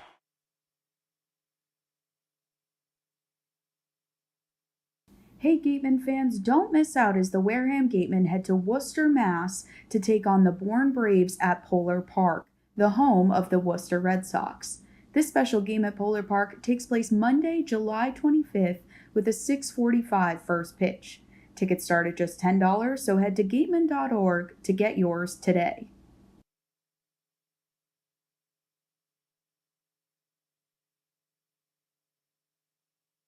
The 2022 Cape Cod Baseball League All-Star Game will be hosted by the Wareham Gatemen on Saturday, July 23rd.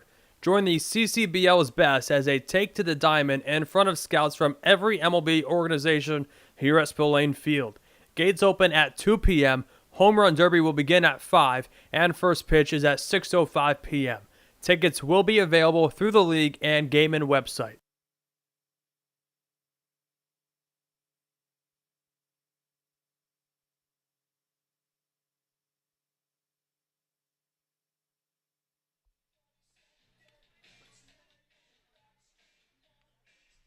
We're in the bottom of the 7th at Red Wilson Field. It's all Wareham Gateman, which we haven't been able to say a lot this season. With Alex Feuz, I'm Cameron Ezeir. It's 9-3 Gateman over the Red Sox. Wareham, who only scored 8 runs in the last 3 games combined, scored 9 today, and we're only through 6.5.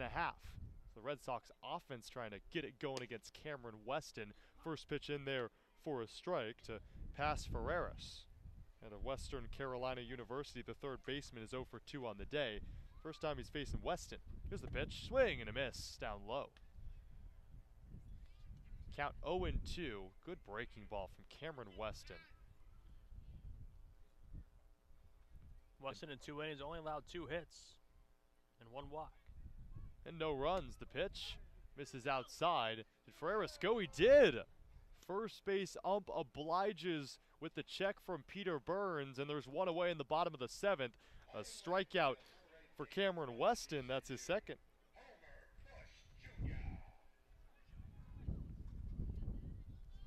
Actually, the second was in the prior frame. That's strikeout number 3 for Cameron Weston. One of the 3 was to Homer Bush Jr., who stands in and takes the ball outside.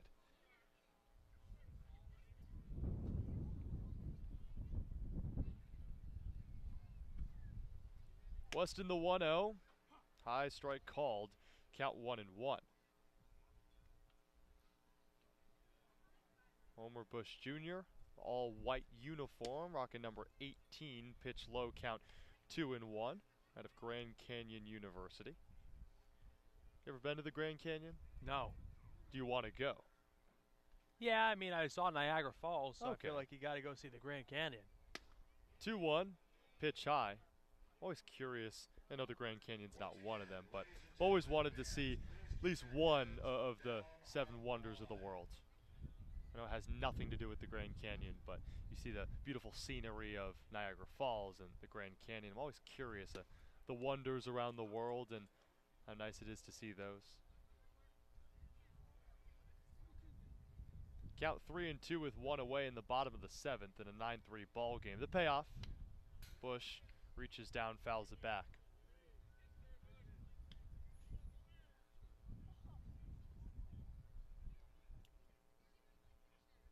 Bush Jr. taps the plate twice. He's back in the righty batter's box. Awaits the payoff. Weston, the nod, and the delivery. Fastball, bottom of the zone, and got Bush looking. Homer Bush has struck out all 3 times, and that's the 4th strikeout for Cameron Weston out of the pen. Bush clearly didn't agree with the call, but who would if it just clips the bottom of the zone and you strike out for the 3rd time on the day? 8th strikeout on the day on the mound from the Gateman pitching side. That's huge, Alex, especially because the bats for the Gatemen are usually left on the shoulders. It's an offense that strikes out a whole lot. Pinch hitter is on for the YD Red Sox. That's number 22, Fernando Gonzalez, out of Georgia, a 160 hitter on the summer. So it's righty on righty, and I was mentioning the high the high strikeout volume of the Gateman. They've struck out over 10 times in 8 of the 18 games played, but the offense looks great. The pitching is there. They've totaled 8 strikeouts and only threw 6.5. The pitch fouled back.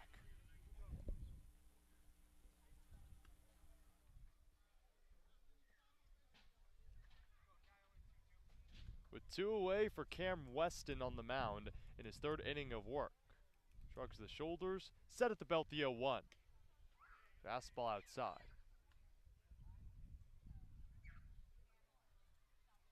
Jonathan Brand got the start for the Gateman. His 4th start of the summer. Gave up 3 unearned runs, but also pitched 3 scoreless frames. Weston trying to match that without the runs, of course. Breaking ball gets Gonzalez swinging.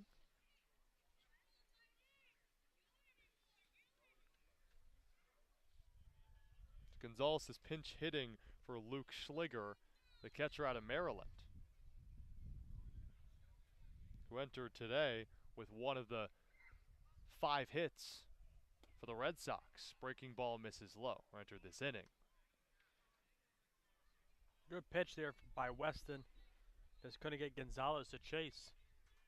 Got the support of Peter Burns, and whenever you get the veterans praise, it's a good thing. 2-2 pitch, fastball high and away. The count full to Fernando Gonzalez out of Georgia. In his first plate appearance, he's pinch hitting the top of the order. Iron Man Petey behind the plate. Oh, I like that. Except that Iron Man is the payoff pitch is down low and Gonzalez heads over to first. An Iron Man, the name given to Cal Ripken Jr. because he played so many consecutive games, and for Peter Burns, his starts have scattered from here or there. Yeah, but he's got the Iron Man colors. That's true. Maybe I'm thinking PC. about it. Yeah, I'm thinking about it more of the figurative sense and not the literal. No, he just looks like Iron Man behind the plate. Thought you were tracking it back to Cal Ripken, but you're right. He turned around in my direction. I hadn't seen him turn around yet. We're in the bottom of the 7th. There's 2 away in a 9-3 ball game in favor of the Gateman. Be hard to be an Iron Man as a catcher. Swing and a miss. Big hack from Luke Franzoni. That is Ezeir. He's pinch hitting with a 2-hole hitter, Cole Carrig. Scott Pickler just emptying his bench. 0-1 pitch. Bounced in the dirt. Iron Man leaps up, now grabs it and keeps Gonzalez at first.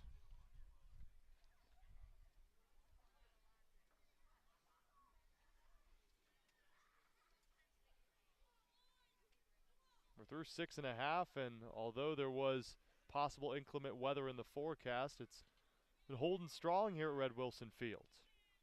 1-1. Breaking ball misses outside and low.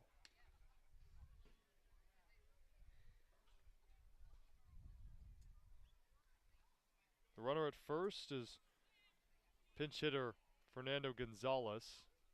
Luke Franzoni at the plate, also pinch hitting. 2-1 pitch. On the ground to the left side and through for a base hit. So Scott Pickler goes to his bench and pulls a few new players and both get on base. A single for Luke Franzoni after Gonzalez draws a walk.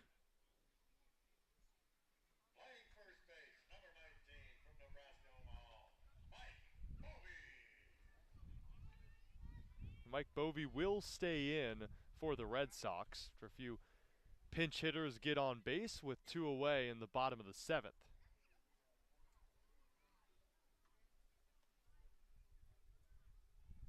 The lefty Bovey, pair of groundouts, reached on an error, swings at the first pitch, ground ball to the second baseman Padilla, over to first. That retires the side. So Cameron Weston out of the bullpen. He's worked 3 scoreless frames. We head to the top of the 8th. Gateman's offense is back on the field, leading 9-3 on the Gateman Radio Network. Mark Deshays has been practicing law in southeastern Massachusetts for over 30 years. His primary focus is on all aspects of real estate law, including residential and commercial real estate transactions, commercial leasing, land development, land use and zoning law, and land conservation matters. If you need representation, call now at 508-993-2300.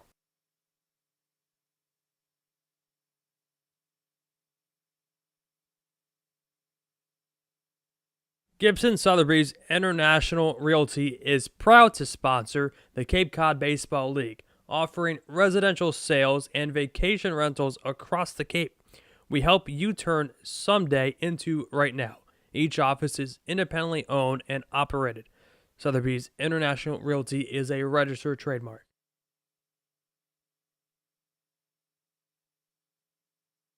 Serving southeastern Massachusetts and Rhode Island, Office Technology Group has been the area's source for advanced digital multifunctional copiers since 2009. Call Office Technology Group at 508-858-5825.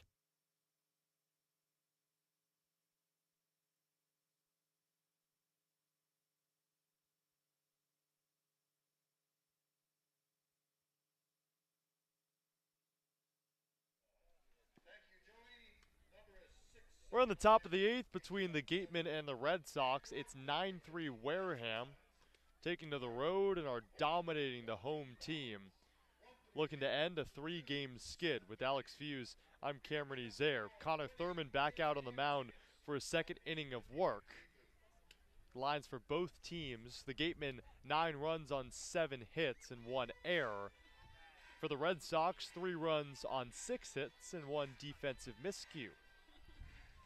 Connor Thurman faces the heart of the order for the Gateman and Hogan Windish, Alan Roden, and Max Anderson. And with this game well out of hand for the Red Sox, you wonder if Wareham can take this opportunity to continue this offensive stride, because you play a couple games against the Bourne Braves in the next 2 days, so you don't want to take a few at-bats off. Use this almost as a little live batting practice up 9-3.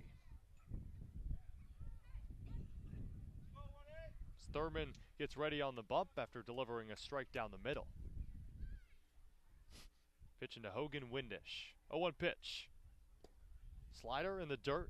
Count 1-1 to Hogan Windish, who's been phenomenal today. After striking out in the first, put that one in the rear-view mirror with a 2-run homer in the third, RBI single in the fourth, and a single in the sixth. 3 for 4 day for Hogan.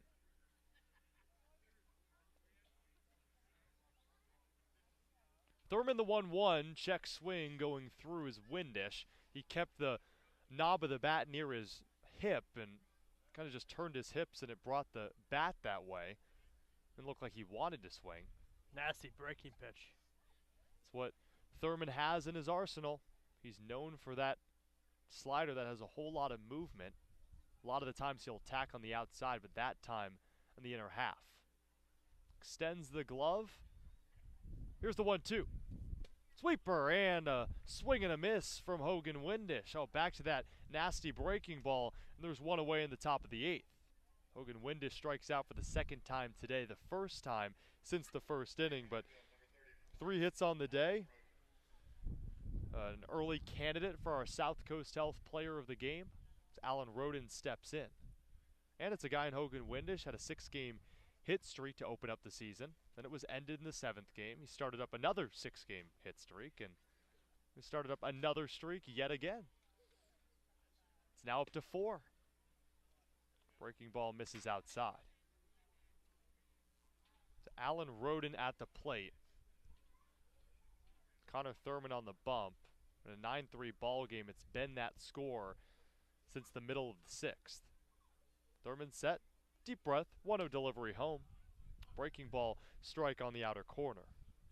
Now moving forward for this Gateman team, you'll have the Bourne Braves at home tomorrow, and then on the 4th of July, the Braves yet again, but on the road. So a bit of a home and home against the Bravos, a team in Bourne that Wareham has only played once this season. 1-1 pitch.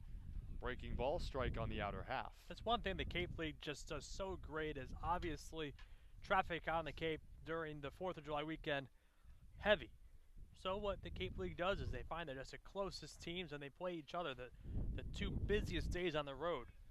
You just get off the bridge, take a left, and Doran Park is right there. That's where Wareham will be in a couple days. 1-2 delivery, fastball misses high and outside.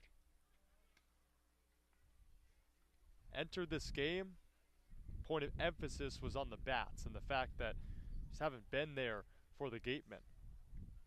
That, of course, metaphorically. They have 7 hits on the day. It's resulted in 9 runs. 2-2. Fouling back, Roden to the right side, reached down for that one. Yeah, 7 hits, 9 runs for Wareham Gateman team that had 1 run yesterday. The Katuitt loss had 5 runs, and that was probably the most complete game we've seen from this Wareham team this season, even in a loss. But today they're putting everything together. Great pitching on the front and back end, and the hitting has been there. Here's 2-2. Roden chops it foul. Sword-like swing to pop it into foul territory. Count is 2-2. Moving forward, you wonder, well, can the bats stay hot? It's a Gateman team that has been on a plethora of losing streaks, and we're only now 19 games in. Haven't been able to string together a couple games in order to leapfrog their way up in the standings in the West Division. 2 balls, 2 strikes, the count, the kick in the fire. Reaching for it, popping it up into foul ground and out of play is Alan Roden. And as I say that, I mean, the statistics back it up. Over the last 3 games, a 192 average, and the 2 wins prior, a 236 average. 3 losses before that, a 291 average, and that's just the game of baseball.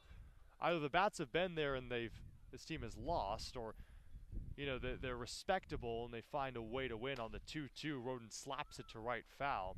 It just seems like this team can't get in a constant rhythm where, okay, the offense has been there, you win a couple games, string a couple together. Oh, the pitching's been there and it's done the same. It just seems like this team can't find its mojo. But today, Alex, it looked really good. Starts with 1. 9 runs, 7 hits. All in 1 game through 7 innings. That's what you're looking for. The team's there, a great lineup. Starting to produce. 2-2, misses outside. It's a lineup that stayed consistent. Yes, Harvey Shapiro has switched it around a few times in terms of who is playing where in the lineup. Hogan Windish has really been the only player that stayed in his spot in the 2-hole. Defensively, Shapiro switched it up as well. Just trying to find that right fit. 1 away in the top of the 8th, the payoff pitch. Breaking ball outside and gets Roden looking. The Creighton Blue Jay goes down, and there's 2 away in the top of the 8th. That one a long strikeout, but back-to-back Ks to open up the 8th, and now 3 strikeouts on the day for Connor Thurman.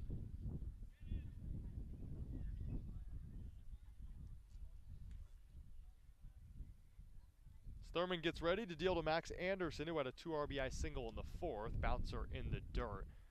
I've talked so much about how good the offense has been, but if there's one thing that you had to pinpoint so far in this game, where have you been the most impressed? Just all around, great pitching, working the pitchers on the other side offensively. I mean, when you force a guy like Jared Lyons to throw 60 pitches through 3 innings, a guy that has yet to give up a run coming into today, and against an offense that has been struggling, that's the great team wins that matter. Swing and a miss, Anderson, and you're right, it's a guy in Jared Lyons in his last 2 outings, 6 innings of work in each of those 2. But not only that, but it proves just how good this team can be. Coming in today, they haven't been outscored by an opponent in a single game more than 4 runs. They've been in every single game. Anderson fouls it back, yeah. I think the one outlier is that Hyannis lost yesterday, where this team just crumbled from the start in a 5-run loss. Yes, Hyannis is on a hot streak right now, but day before that you only lose by 1 to Katuitt. The day prior to that, only by 1 to Brewster. It's not like they're getting blown out every night. It's been close, tough losses. 1-2, slow roller up the middle, Haas charges over to first, got Max Anderson in time. That ends the top of the 8th. This game winding down on a possible Wareham Gateman win. Well, they're in the driver's seat. We head to the bottom of the 8th here at Red Wilson Field on the Gateman Radio Network. Want your daily dose of news? Lucky for you, Wareham, Sipicon, and now Dartmouth Week has you covered. Whether you live in Wareham or in the surrounding areas, you can count on up-to-date news on sports, schools, and even the fine arts, courtesy of the partnership between Wareham, Sipicon, and Dartmouth Week. Head to theweektoday.com and search Wareham, Sipicon, or Dartmouth for more. Cape Cod Coca-Cola thanks you for supporting the Cape Cod Baseball League and for refreshing yourself with ice-cold Coca-Cola products. Please remember to recycle your empty bottles, cans, and all other recyclable materials. It only takes 6 recycled plastic bottles to make a new baseball cap. T-Mobile is proud to sponsor the Cape Cod Baseball League. T-Mobile believes that when small towns thrive, America thrives. That's why they're investing billions to bring fast, reliable, and affordable wireless service beyond the big cities to small towns across America. There's never been a better time to join T-Mobile. Visit T-Mobile.com/acrossamerica to find out more.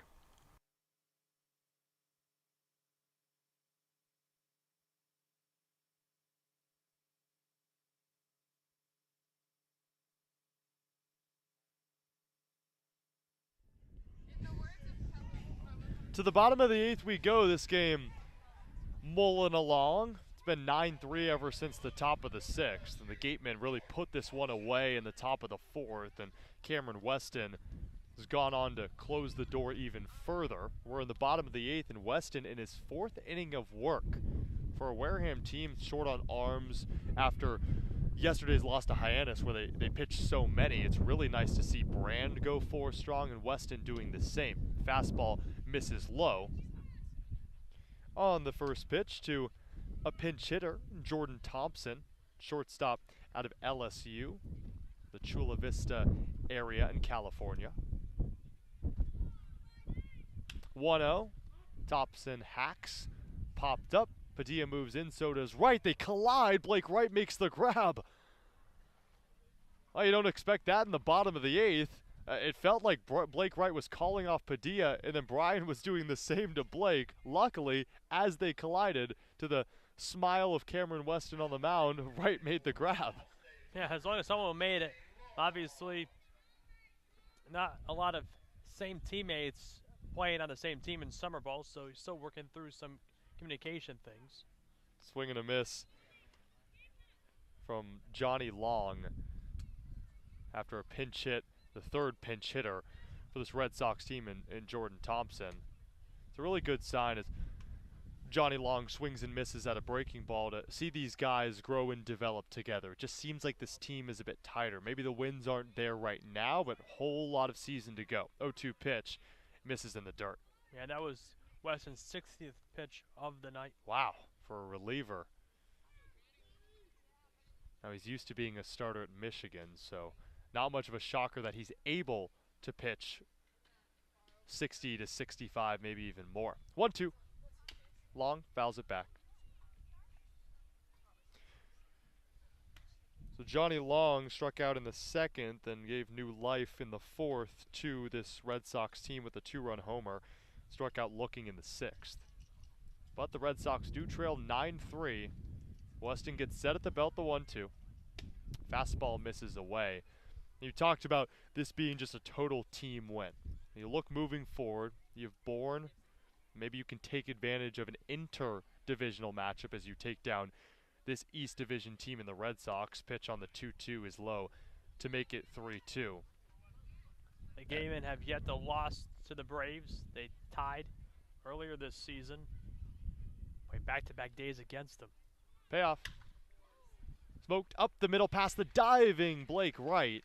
Base hit for Johnny Long, his 2nd knock of the day. But like I was saying, Alex, you talk about this being a total team win. Moving forward, you also mentioned that, hey, this is the possible ceiling of this team, or hey, this team just showed today they have potential? Do you go into Bourne with any expectations of the pitching replicating what we saw today, or is it more you just got to move along and play your game? Yeah, move along and just do your job. You know, and I think that's what has really went into today. Brand did his job, pitched 4 innings, gave up 3 runs unearned, you know, but then Weston here too. Pitched through 3 innings so far on the mound for his 4th inning of work, has yet to give up a run. I mean, that's just simply doing your job. That's how you win games. It's also a really good sight to see, knowing that this Gateman team has yet to find that rhythm, whether it be a win streak or just good couple games strung together. Chopper up the middle, right corrals over to first off a hop. Oh, Carter Graham got it. What a pick, 2 away. Advancing to second is Johnny Long, though. But, wow, Blake Wright, he chose not to go to second. Smart decision, but it was a 1-hopper away from Carter Graham. Outstretched, made the grab, and there's 2 away in the bottom of the 8th. That's why first basemen are so underrated in this game. You got to have a good first baseman to be that big partner in either a double play or a big out just like that. I also realize that first basemen are probably in more plays than anyone else defensively, other than obviously the battery. 2-out pitch. Chopper slow to the left side. Right charges over to first. Stretching is Graham, but safe is Hunter Haas. This inning continues. Now runners at the corners with 2 away. Well, Haas beat out the throw from right. It was just by a step. That's just how great Blake Wright is at shortstop. Played a lot of second base for Clemson, but man, does he play a great short.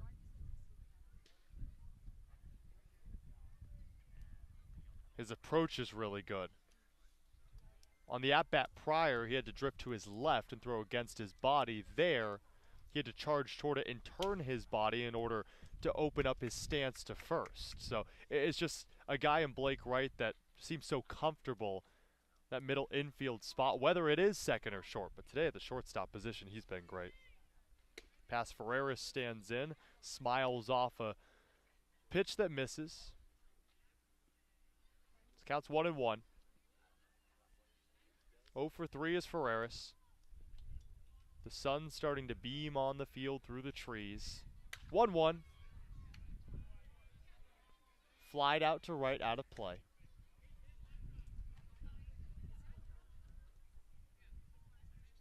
This Gateman team mustered 6 hits in yesterday's loss to the Hyannis Harbor Hawks. Only 1 run. Talk about efficiency. 7 hits, 9 runs. Swing and a miss on a breaking ball. Cameron Weston sends down past Ferreras by way of the K, and that's Weston's 5th strikeout out of the bullpen. How good has the pitching been? We'll head to the top of the 9th as the Gatemen look to close this one out. And you wouldn't believe it. Who's coming on the mound? Well, we'll tell you after this. It's 9-3 Gateman over the Red Sox here on the Gateman Radio Network. We want our money to work as hard for us when we retire as we did working to accumulate it. My name is Steve Anzoni, and I am president of Fairway Financial Insurance Agency. Money is just a tool to help you to do what you ultimately want to do, which is to travel, spend time with your kids, grandkids, and do other stuff. And I want to be the guy that's going to help you navigate the course of life to help you avoid those sand traps and get you onto the green and into the hole with greater financial confidence.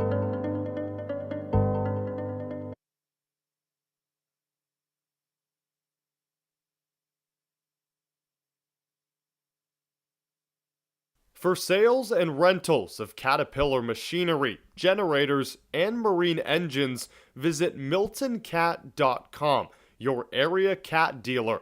Milton Cat, the Cape and Islands Caterpillar dealer, is proud to be a sponsor of today's game.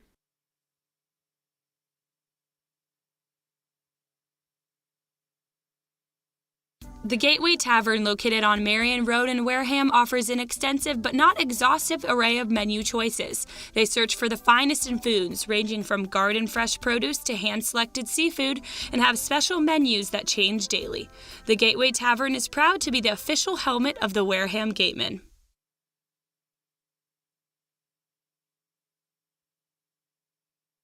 The 99 Restaurant and Pub is proud to be a sponsor of the Cape Cod Baseball League.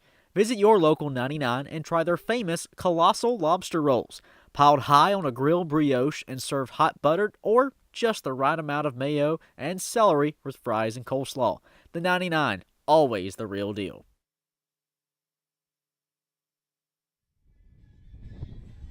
We're in the top of the ninth at Red Wilson Field alongside Alex Feuz. I'm Cameron Ezeir.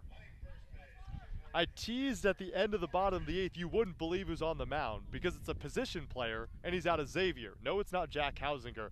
He plays for Wareham and pitched yesterday. It's Luke Franzoni as he delivers the first pitch to Carter Graham, who's hitless so far in the summer. Now, Luke Franzoni is out of Ezeir. He pitched once in his collegiate career at Ezeir. That was in his freshman year as Graham connects on a ball to center. Moving in, making the grab is Carrig. He threw 2/3 of an inning, allowing 1 earned run in a 25-18 loss to Grand Canyon in 2019. That's the last time that he pitched collegiately. But prior to this game, Jack Hausinger, who's a Ezeir teammate, told us that him and Luke would throw bullpens before each game just for fun. How about that? Well, it's a position player with some experience on the mound, you could say. 2/3 in an actual collegiate game and a lot in the bullpen as he deals to Ryan Campos with 1 away in the top of the ninth. Luke just wants to prove that he's a better pitcher. Yeah, Jack told us that, after that 1-2-3 inning, the immediate thought is, okay, well, I'm playing YD on Saturday. Have to go to Luke and say, hey, I pitched a 1-2-3 inning, the only 1-2-3 inning in that game yesterday, forcing a ground out from Christian Moore as well out of Tennessee, who hadn't been retired in that game. The Hausinger got bragging rights. Luke trying to counteract the favor. Campos fouls it away, count 1-1. It's always so interesting to see position players on the mound, especially because they're going to take a lot of velocity off on fastballs and breaking balls, but what's their technique? Campos lines it to left center, base hit. Arizona State Sun Devils on the base paths, and right now Jack Hausinger is winning the battle of who is the better pitcher out of Ezeir position players on the Cape, because Hausinger went 1-2-3 yesterday, and Luke Franzoni's already given up a hit. I don't know, maybe I look at the major league game and see a guy like Brett Phillips for the Rays pitching and a couple other guys throwing some ephuses, and the velocity and the radar gun reads it around the 35 to 40 range. And now I'm here on the Cape and I'm watching Hausinger and Franzoni, and they apply some heat on some of their pitches.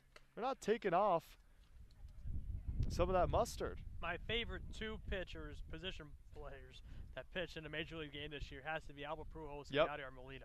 Didn't Yadier Molina record a strikeout as well? I believe so. Yep. It's a good little swan song to their illustrious careers. High fly ball to deep right center field, ranging left, making the catch for the Red Sox, and there's 2 away in the top of the ninth. That's Homer Bush Jr. moved over to center. New first baseman was Johnny Long. So Scott Pickler, after he sent out 3 pinch hitters, switched around the defensive alignment a bit. 2 away runner at first for Blake Wright. How about the game for Blake Wright? Single in the 3rd, walk in the 4th, fielder's choice ground out in the 5th. Yes, he flew out in the 7th. Maybe the last 2 plate appearances haven't been there, but defensively he's been great. He got a hit on the day, which is a positive sign. Clemson Tigers stands in, takes that breaking ball and clambers it out to left, foul. Blake Wright, a player that finished 3rd on the Clemson Tigers in batting average this past spring at .349, and that was following a season where he only batted .167. It's great to see Blake in an advantageous position with a hit today and back in the starting lineup. 1-1. Swung on, lifted, deep left field, ranging as the shortstop as it falls in front of him, rounding second, heading to third. Campos slides in, and he's safe, and safe at second is Blake Wright. A single for Wright and then advanced on the throw. Blake with a pair of hits today. Hunter Haas ranged back to his right, but it fell right in front of him. He made the dive, but not to be. Peter Burns steps in, runners at second and third. Yeah, hit in no man's land. Second time it's done that. You could say Hogan Windish also had one of those hits that dropped in front of the left fielder. Rope to center, falls for a base hit. Coming in to score is Campos, rounding third, vying for home right. He is safe. Two more come across. The Wareham Gatemen have tied their single game high in runs at 11 and now lead by 8. It's 11-3 in the top of the ninth. 2 RBI single. And now Peter look at Burns. these teammates facing each other in the cage. Oh, you love to see this. With 2 away, it's Luke Franzoni against Jack Hausinger, the 2 that would throw bullpens to joke around before the game. Now it's not about who's the better pitcher, it's who gets bragging rights in this plate appearance. Franzoni the pitch. So he goes with the heat. Slapped out to deep left field. Moving back. Connor at the wall. Bounces off the wall. Hausinger wins and now rounding third. And stopping there is Peter Burns. Oh, he almost got the wave, but stopped there. Jack Hausinger, all he can do is smile over at second. Gets a double off his collegiate teammate. And he has bragging rights. He wins. Does the Musketeer at second. With 2 in scoring position and 2 away in the top of the ninth, an 11-3 Gateman lead. They just want to continue to tally it on as Hogan Windish steps up. Hogan Windish, 3 hits on the day. Takes the first fastball low. Had a big 2-run shot back in the third. The Gateman's first 2 runs scored and just this 11-run offensive outburst. Upstairs, count 2-0. Hogan Windish, 3 hits on the day. Now hits safely in 16 of 19 games. Leads the team with 22 hits on the summer. What else can you say about Windish? Also 1 hit shy of a single game hit record. The most from a Gateman is 3 by a multiple amount of players. 3-0 count, here's the pitch. Fastball dots the inner half, 3-1. 11 hits for the Gatemen. Now they've achieved over 10 hits in 5 games this summer. 3-1, hit foul. Well, this game is nearing 3 hours and 15 minutes. We're close to the 8 o'clock hour, of course, the 4:45 start. Runners at second and third with 2 away, the payoff pitch. Windish swings, chop to the left side. Haas grounds over to first. Off the bag is the first baseman Long and tagging out Windish. So 2 stranded, but it won't matter. This game is all but over. 11-3 Gateman. They scratch 2 more across in the top of the ninth and tie their single season run or single game run total. We head to the bottom of the ninth. The Gatemen up 8 on the Gateman Radio Network. What's up, Gateman fans? Looking for Wareham jerseys, shirts, and hats? You can find all of that and more online at gateman.org/shop. Visit to get all your Gateman gear today.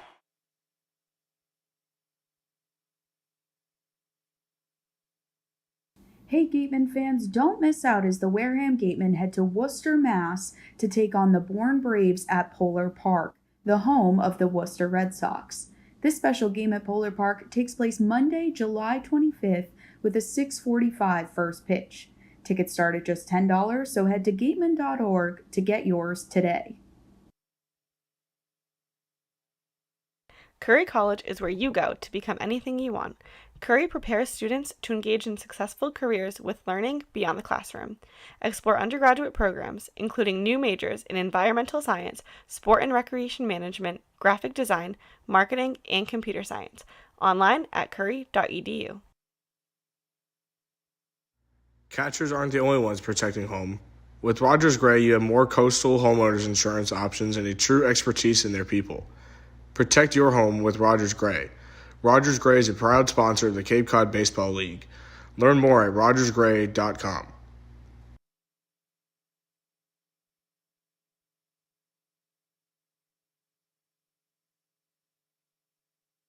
Cape Cod 5 is proud to be a long-standing supporter of the Cape Cod Baseball League and its contribution to the local economy as a treasured summer attraction. Cape Cod 5 is a community bank serving customers throughout Cape Cod, the islands, and southeastern Massachusetts. Founded in 1855, the bank's mission is to enrich the lives of those it serves while contributing to the health and vitality of its communities. Cape Cod 5 provides a full range of banking solutions, including personal and business banking, residential mortgages, investment management, and trust services.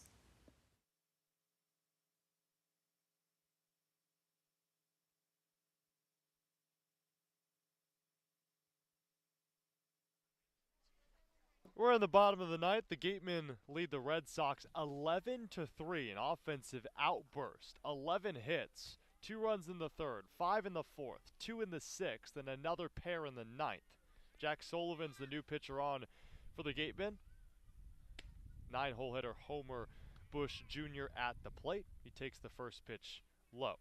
It's Jack Sullivan out of Yukon and just his third appearance for the Wareham Gatemen. Swing and a miss from Bush Jr., who's 0 for 3 on the day with 3 strikeouts.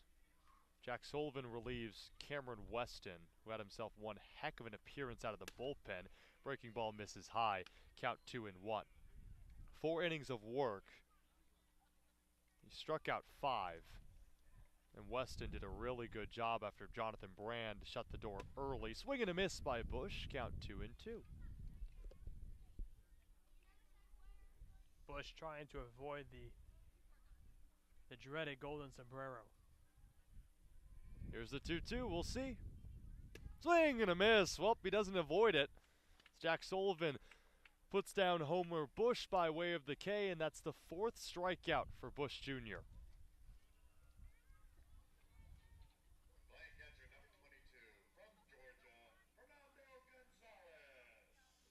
Fernando Gonzalez steps in. He pinch hit for Luke Schliger 2 innings ago. Now his second plate appearance to Jack Sullivan, who delivers. Fastball called strike on the outer half. Hogan Windish got it started with a 2-run home run in the third to record the first earned runs and just first runs in general against Jared Lyons, the starting pitcher for the YD Red Sox. 0-1 delivery. Check swing. Mitch missed high. Gonzalez did not go on that offering. And then in the fourth, well, the Gateman broke it open. Ryan Campos solo shot with 1 away, and then 4 consecutive walks. YD sent out 3 different pitchers. RBI single from Hogan Windish. He had a 2-hit day. Fastball misses, the count 2-1. It's followed out by a 2 RBI single from Max Anderson to make it a 5 spot in the top of the fourth. And it seemed like over the past week or so, this Wareham team has capitalized off one big inning. Swing and a miss, count 2-2 to Gonzalez at the plate. Luckily for the Gatemen, the pitching was good, and it wasn't just the 4th inning, because in the 6th, 2 more runs scratched across, and then 2 more in the top of the 9th, but those just formalities against a position player on the mound. Gonzalez has worked a full count against Jack Sullivan. This game can give these hitters some confidence for the Gatemen. Seems like at times this Wareham team has it, and at others they don't. The payoff. Fastball upstairs, dodging the hands of Gonzalez. He'll take off his batting gear, head over to first. And for the YD Red Sox, a team that had won 7 of their last 8 games entering this one. Not just that, they've won 11 of their last 14. But Wareham got the best of them. That's the beauty of baseball. A team 5 games under 500, a 3-game losing streak, can look this good against one of the best teams on the Cape. Ground ball up the middle. This could do it. Flip over to second. Padilla to first. 1-2. Yep, you got it. 6-4-3 double play to end this ball game.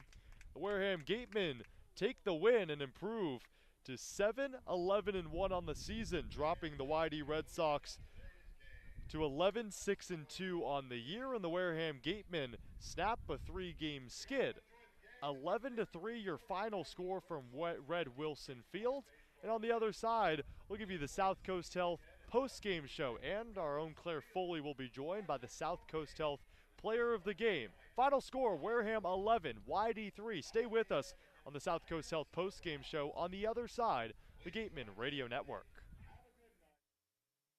The Gateway Tavern, located on Marion Road in Wareham, offers an extensive but not exhaustive array of menu choices. They search for the finest in foods, ranging from garden fresh produce to hand-selected seafood, and have special menus that change daily. The Gateway Tavern is proud to be the official helmet of the Wareham Gateman.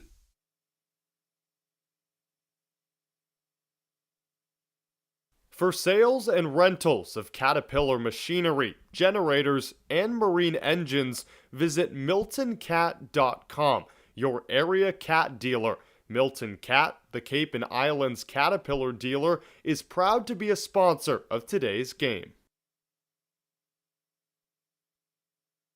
Summer is here, and we are finally back to enjoying all our favorite outdoor activities. As temperatures rise, so does the risk for unexpected injuries. South Coast Health Urgent Care Centers are open, safe, and here to provide the care you need when you need it. Our 7 locations are open 7 days a week, 8 a.m. to 8 p.m. Monday through Friday, and 9 a.m. to 5 p.m. on Saturday and Sunday. Walk-ins are welcome, and having a South Coast Health physician is not required. Visit southcoast.org/urgent care to check wait times and reserve your spot today.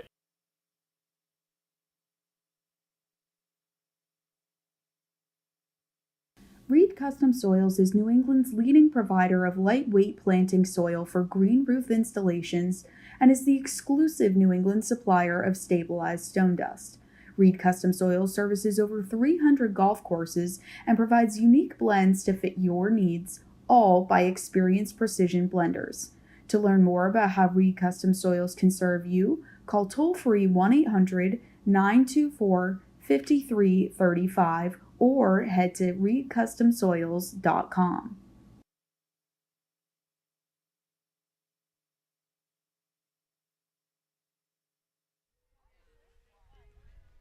Back at Red Wilson Field, Wareham Gatemen pick up win number 7 on the season and snap a 3-game skid. Alongside Alex Feuz, I'm Cameron Ezeir for the South Coast Health post-game show. Wareham takes it 11-3 over YD. And the South Coast Health player of the game will be Hogan Windish, and will be joined by our Claire Foley. 3 hits on the day, 3 RBIs, and a big part in the win for the Wareham Gatemen. So, Claire, you're standing with Hogan right now, and what a performance from the UNC Greensboro product. Yeah, thanks, Cam. Hogan, your shot in the 3rd inning gave the Gatemen the lead, and it was against a pitcher who has not yet allowed a run in this Cape League. How does it feel to be so successful against a pitcher who has also been successful this year? It just felt good. You know, he got me in the first at-bat, so he got me down to 2 strikes at second at-bat as well, so I just had to try to battle through, and he left a fastball at the plate, and I was able to connect with it pretty good.